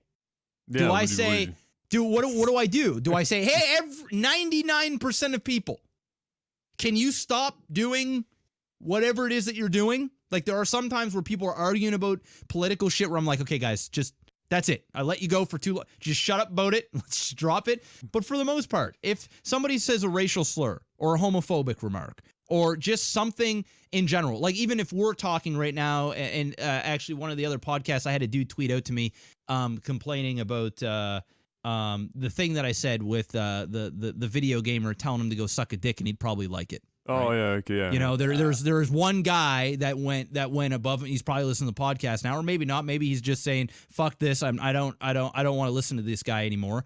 And thank you, because that's what you should do. Like honestly, if you don't like something, choose the content you should choose to not participate in this anymore and take the responsibility that what Adam was talking about. Of yourself, because it's not my responsibility to filter my thoughts on a podcast that is about me, right? There's obviously things that rude. I obviously wouldn't say to offend people purposely. Like I'm not going to be an asshole for the sake of being an asshole. But if I say something that I mean, then it's not my responsibility for the one person, because there's only one person that complained, and he went so far as complaining via YouTube. Via tweeting. I mean, he went to multiple miles. It's like I affected him, right? Probably gay. I don't know for sure. I'm speculating. Might have pissed him off. Do I apologize for that? Well, yeah, sure. I apologize if I offended you. I apologize that offends you. I do not retract what I said, but I apologize that you took offense to it, and hopefully you no longer watch the podcast if that's how deeply you feel about the way that I said whatever I said. But ultimately, that's on the person. I can't tell a Twitch chat to act a certain way. So you have to just learn to remove yourself from it or be prepared to hear things that you may not want to hear. Because my issue with the whole thing, and again, sorry to cut you off, No, but go ahead. ties into it. My whole issue, again, it's like kind of what the culture has become now. It's like people, and it was Adam was saying earlier, people don't want to take responsibility for themselves and their own little bubble around themselves. Their whole idea is, I am me, I am going to be me, and I don't want anyone around me, near me, within earshot, or anyone that I can possibly see saying something that I do not like, I disagree with, or I construe as offensive to me.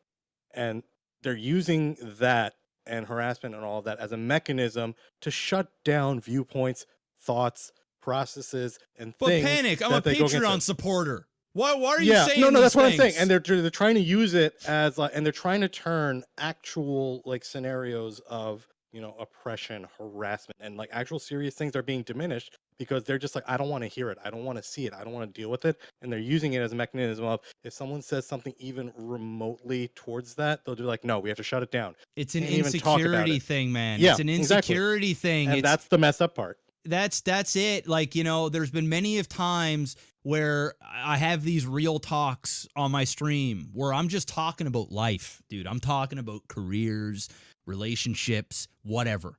And there will be somebody in chat. There's always there'll be a lot of people getting a lot out of it. They're like, yeah, you're fucking speaking to me right now. Like, yeah, Preach, I'm brother. going through Preach. this. I'm fucking going through this right now, dude. Yeah, I needed this. Sometimes I get emails of people like, dude, what you said, like totally what I'm going through right now, like blah, blah, blah.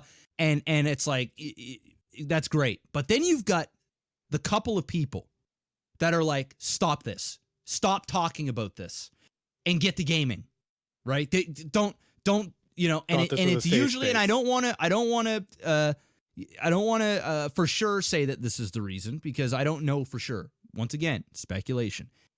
Likelihood, I struck a nerve, and they don't want to reflect on something that they're trying to hide from themselves or that they don't want to combat. They don't want to themselves. They don't want to look in the mirror because it's the truth, and the truth hurts. And listen, just because I talk about it doesn't mean you're ready to deal with that at that moment in time. And there's nothing wrong with that.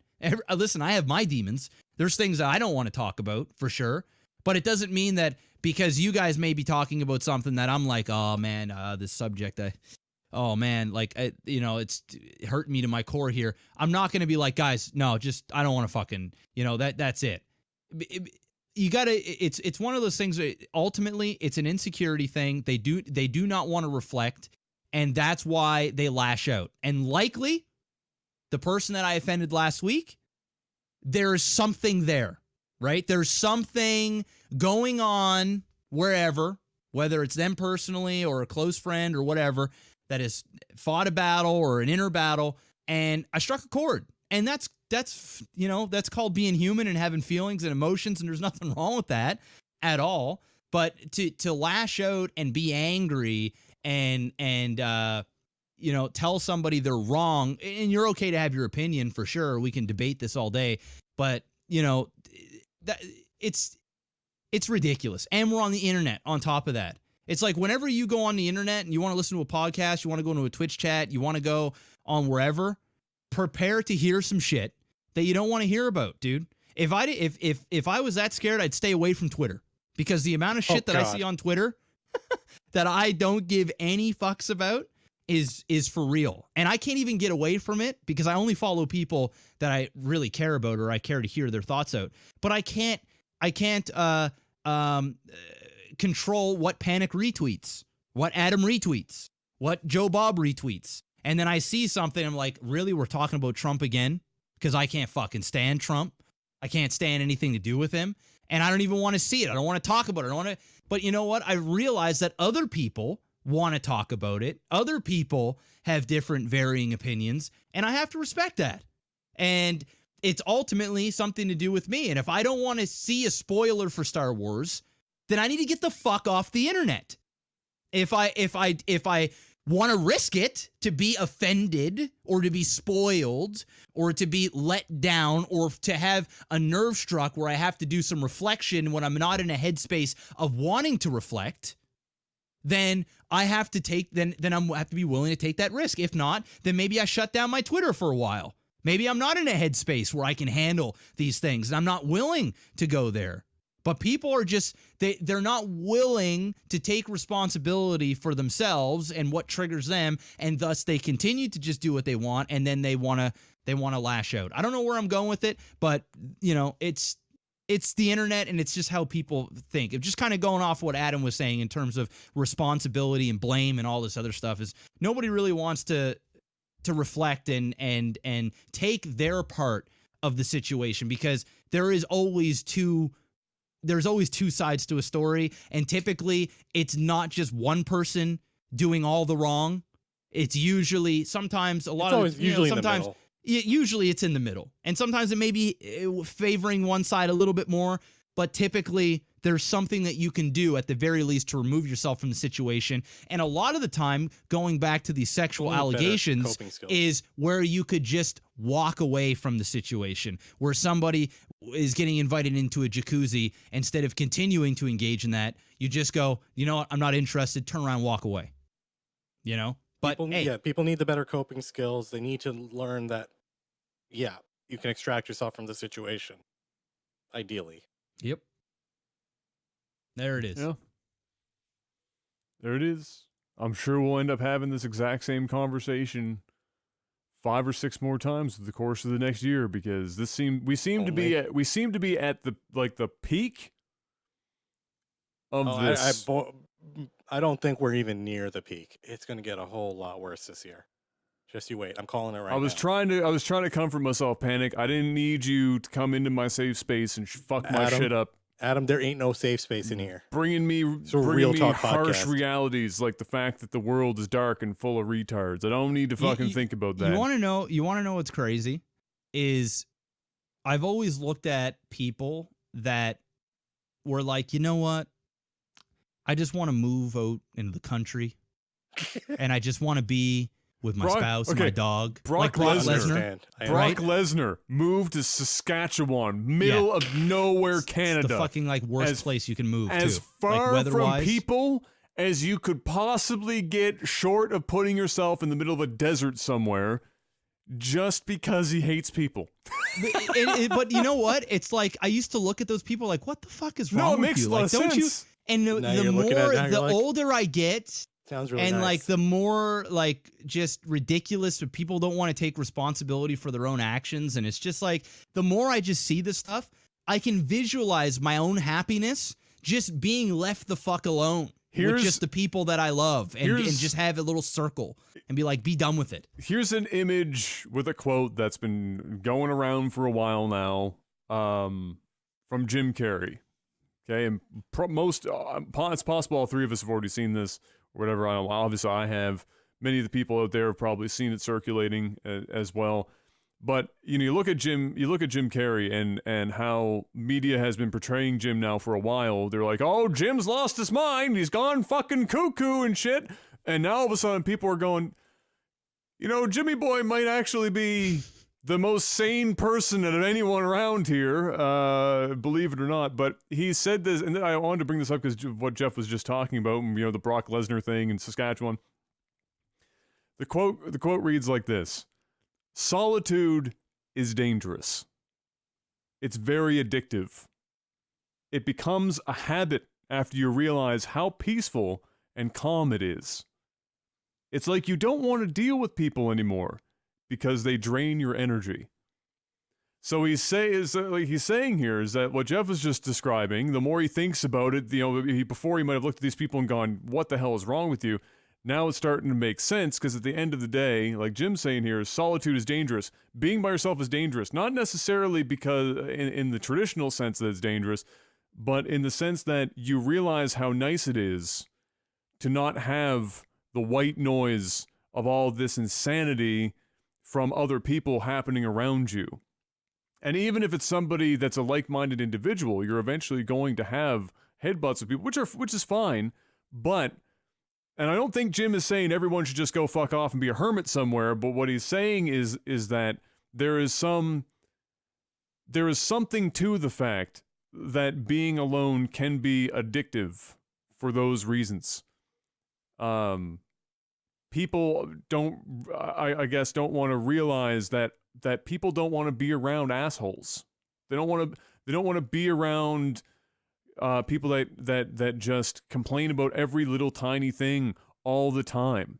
They don't want to necessarily be around people that are turned to 120%, 24 hours a day, 7 days a week, like they're banging a rail of coke every 5 seconds. They just sometimes when you step back and you look at what your interactions with other people on a daily basis can be like, you go, this is all starting to make a little bit more sense. And maybe old Mr. Jim Carrey up in his studio painting 50-foot tall paintings is starting to look a hell of a lot more sensible than it might have a year ago. But it's true. There's just so much you could talk about this topic because it branches so far. We went off the rails. You start well, it's whatever, but you start with the singular, the individual, and you got to realize that society obviously is made up of what? It's a shitload of individuals. So when you start with issues that are within this person, and it becomes a chicken and the egg situation. Did society turn this individual into something that's powering what we're seeing right now, or is it the individual that started it? Now society is where it's at, and it doesn't necessarily feed back in the opposite direction. Is that I think almost all of this comes down to people not wanting to take self-responsibility. You look at almost any conflict between two people, and the majority of it becomes somebody doesn't want to take on responsibility for a portion of whatever the conflict is inevitably about. And talking it out and finding middle ground solves pretty much every problem. But that's hard. And it takes energy, and you have to use this fucking thing in your head that's between your ears, and you might actually have to admit that the other person has like some sensible things, because the moment that you admit that somebody has a sensible idea, that means that you might not have all the answers. That you might not lose. But and at that point, if I'm not 100% infallible, well then fuck, what am I? And so, oh my God, and when you get that mentality, and it becomes, with so many individuals part of the society, you end up with a society that considers that to be normal. If and only now you and I could think that way when we're arguing, huh? Yeah, someday it will happen. I guess today, but not today. But I guess ultimately it's crazy, and you can expand it further and further and further until you get to these points where in Canada, while everyone likes Justin Trudeau, at least because he's not 105 years old, that dude is a little bit more fucked in the head than a lot of people were hoping he'd be. And now we're getting some of this stuff come up, like the whole, like we talked last week, the Jordan Peterson thing, where Bill C-103, I think is the name of it, where they're trying to instate that you have to legally use somebody's chosen pronouns. And fuck that shit. It would be the first piece of Canadian legislature that would be enforcing people to use specific words and no longer be able to just use words that you want. It'd be the first one ever for that shit.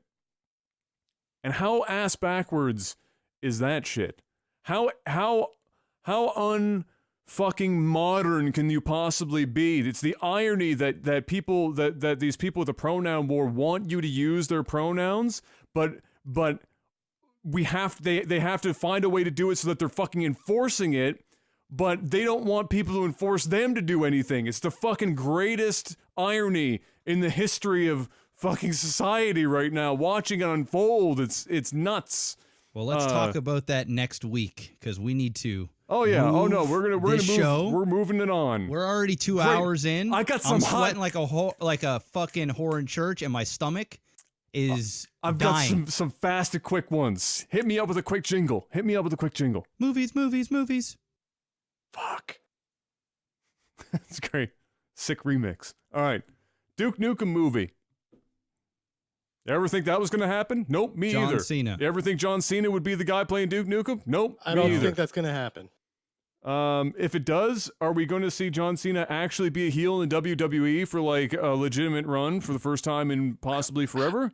John Cena's too kid-friendly. They're not going to put him in as Duke Nukem. Duke Nukem is not kid-friendly. No. And if he was made to be kid-friendly, you're no longer making Duke Nukem. He kind of does Exactly. look like Duke Nukem, though. So He has the look. He He has has the the look. look completely, Yep. but Yeah. he's not going to ruin his kid-friendly. It'll be a cachet shit to do it. movie. Let's move Yeah. on. Yep, exactly. Hey, to follow that up, remember the last time we had a movie made about Mario? Oh God, How good was that? John Horrible. Leguizamo's career. Yeah. Mario animation movie. Co-produced by, of course, the old Shiggy Miyamoto.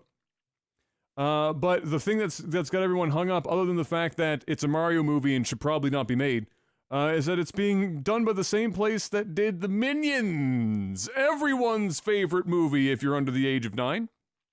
I don't know, it could be fun. Okay, here's the thing. From an animation perspective, great choice. Yeah. Obviously. They're pretty good at their job. But do we really need a Mario movie? Because how does that play out? We It'll don't be need kids' one. movie. We don't It's a need kids' one, movie. but I'll take one over a lot of these other Yeah. animated movies that come out, and a it'll kids' be a movie. movie that'll actually get me in the theater. So to say Okay. I'm excited about it, no, I'm not excited, but I'll go see it, and I think that it won't suck. It's a good alternative. You're making the call now? It's not going to suck? It won't suck. Okay. Black Panther doing really damn well, which is always good to see.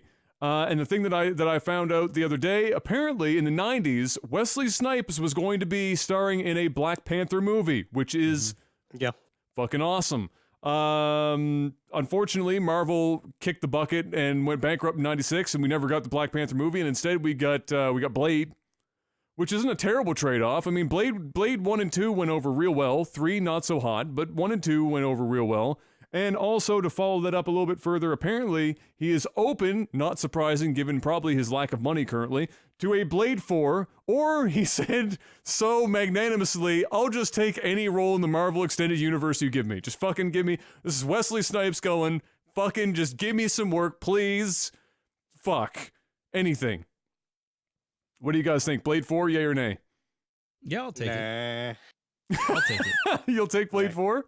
Yeah, why not? Who do you want to direct Blade 4?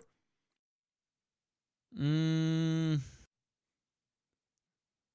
Who even Oh, does a man. good Blade 4 right now? Like, who directs a good Blade 4?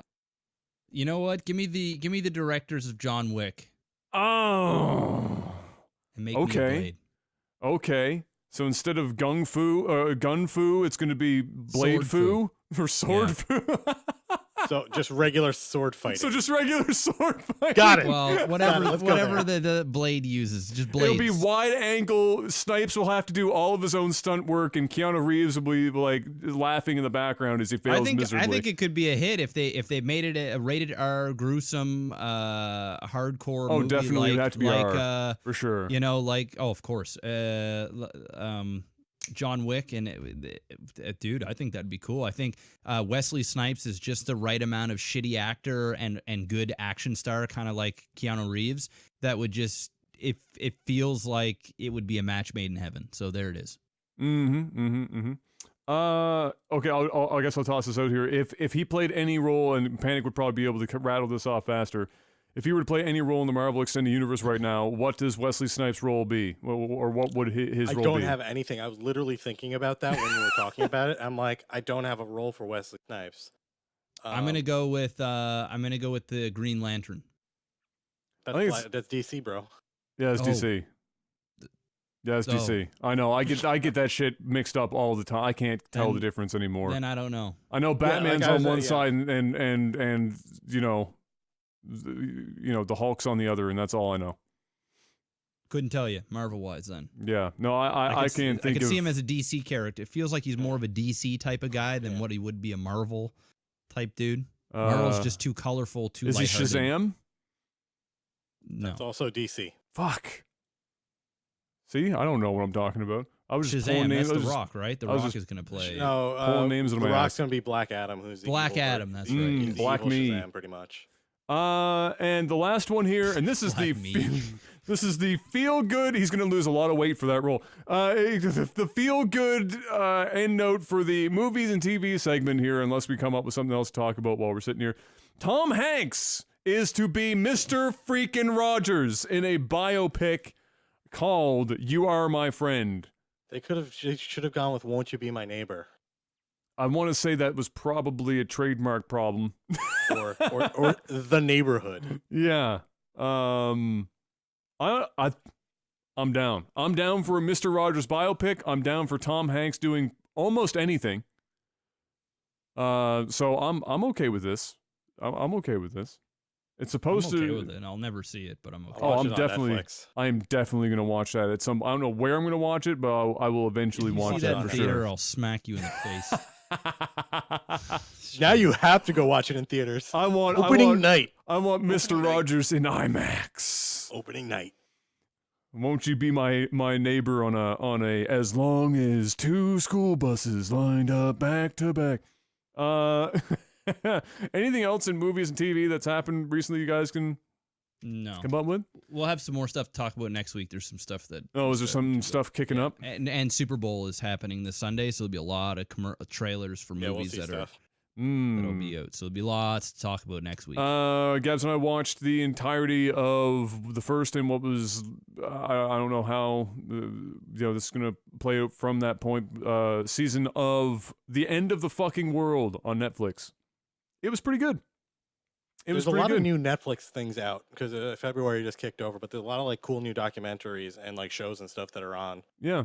No, it was very weird. It was like if you took Napoleon Dynamite and kind of mixed that with what was the like I made the distinction last night when we were watching the last couple episodes, but it's like a very awkward show, but it does a very good job of it and is weird and different, and I could recommend it, mostly because the episodes are like 20 minutes pop and there's not that many of them, so definitely something to maybe think about. But other than that, yeah, that's been about it.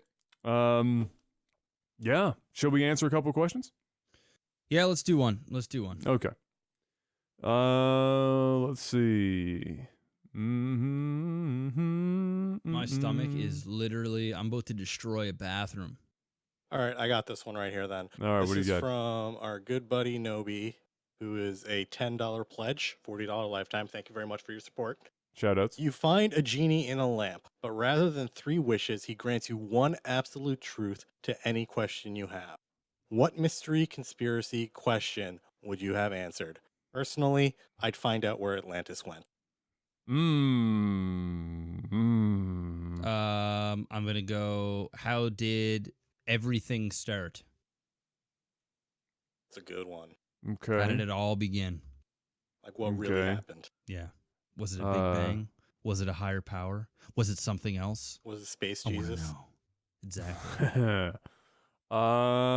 Man, I don't know. Maybe I'll go with a completely not serious one. Let's find out if Bigfoot exists. Let's find out if all the time Les Stroud spent in the woods trying to figure it out for himself here in the last couple of years is actually, all the stuff he heard and shit. Does Bigfoot exist? Jeff's so uncomfortable right Oh now. man. All right, mine's quick. I'm gonna literally destroy my bathroom. I've been holding in whatever this is about to come out It's for been about simmering. 20 minutes. It's been simmering. All right, I'm going to make this quick. Oh. Simple. All right, what do you got? What's the deal with the Illuminati? Oh, that's a good one. That's a That's it. good one. That's mine. That's it. I like it. What's the deal I with like the it. Illuminati? We should ask Jay-Z. I'm sure he know. knows. I'm sure he knows. All right. Jay-Z's the genie. Yeah, that's Jay-Z. No, I shouldn't say that he's Bigfoot. That would be probably somebody who would find offensive in that. Ladies and gentlemen, let's head over to the end screen here and give shout-outs to our Patreon producers, Jetrix, Postal Panda, Chico, Fry C, Derek P, Naily, Adam B, Jamaican J, Jorbach, Toad of Steel, Matthew M. Some of these names may or may not still be there. I need to figure that out. The website... the API on Patreon's end, I was talking to Simon who did the code for the website. It hasn't updated properly in since the end of November. So we need to figure out what's going on there. So I apologize if I'm missing somebody, and props to whoever might not be on this list who got a shout out anyway. Bonus shout outs for all involved. $100. Yeah. So there you go, ladies and gentlemen. We're gonna let Jeff go and destroy his bathroom to the sounds of silence. You should play that. Play that song in the background. Hit me up with the noise of destroying your bathroom after taking one too many antibiotics. I think he just shit himself. Gotta be careful. All right, guys, we'll see you next week. Same time, same channel. Thank you for watching and listening as always. And until then, peace.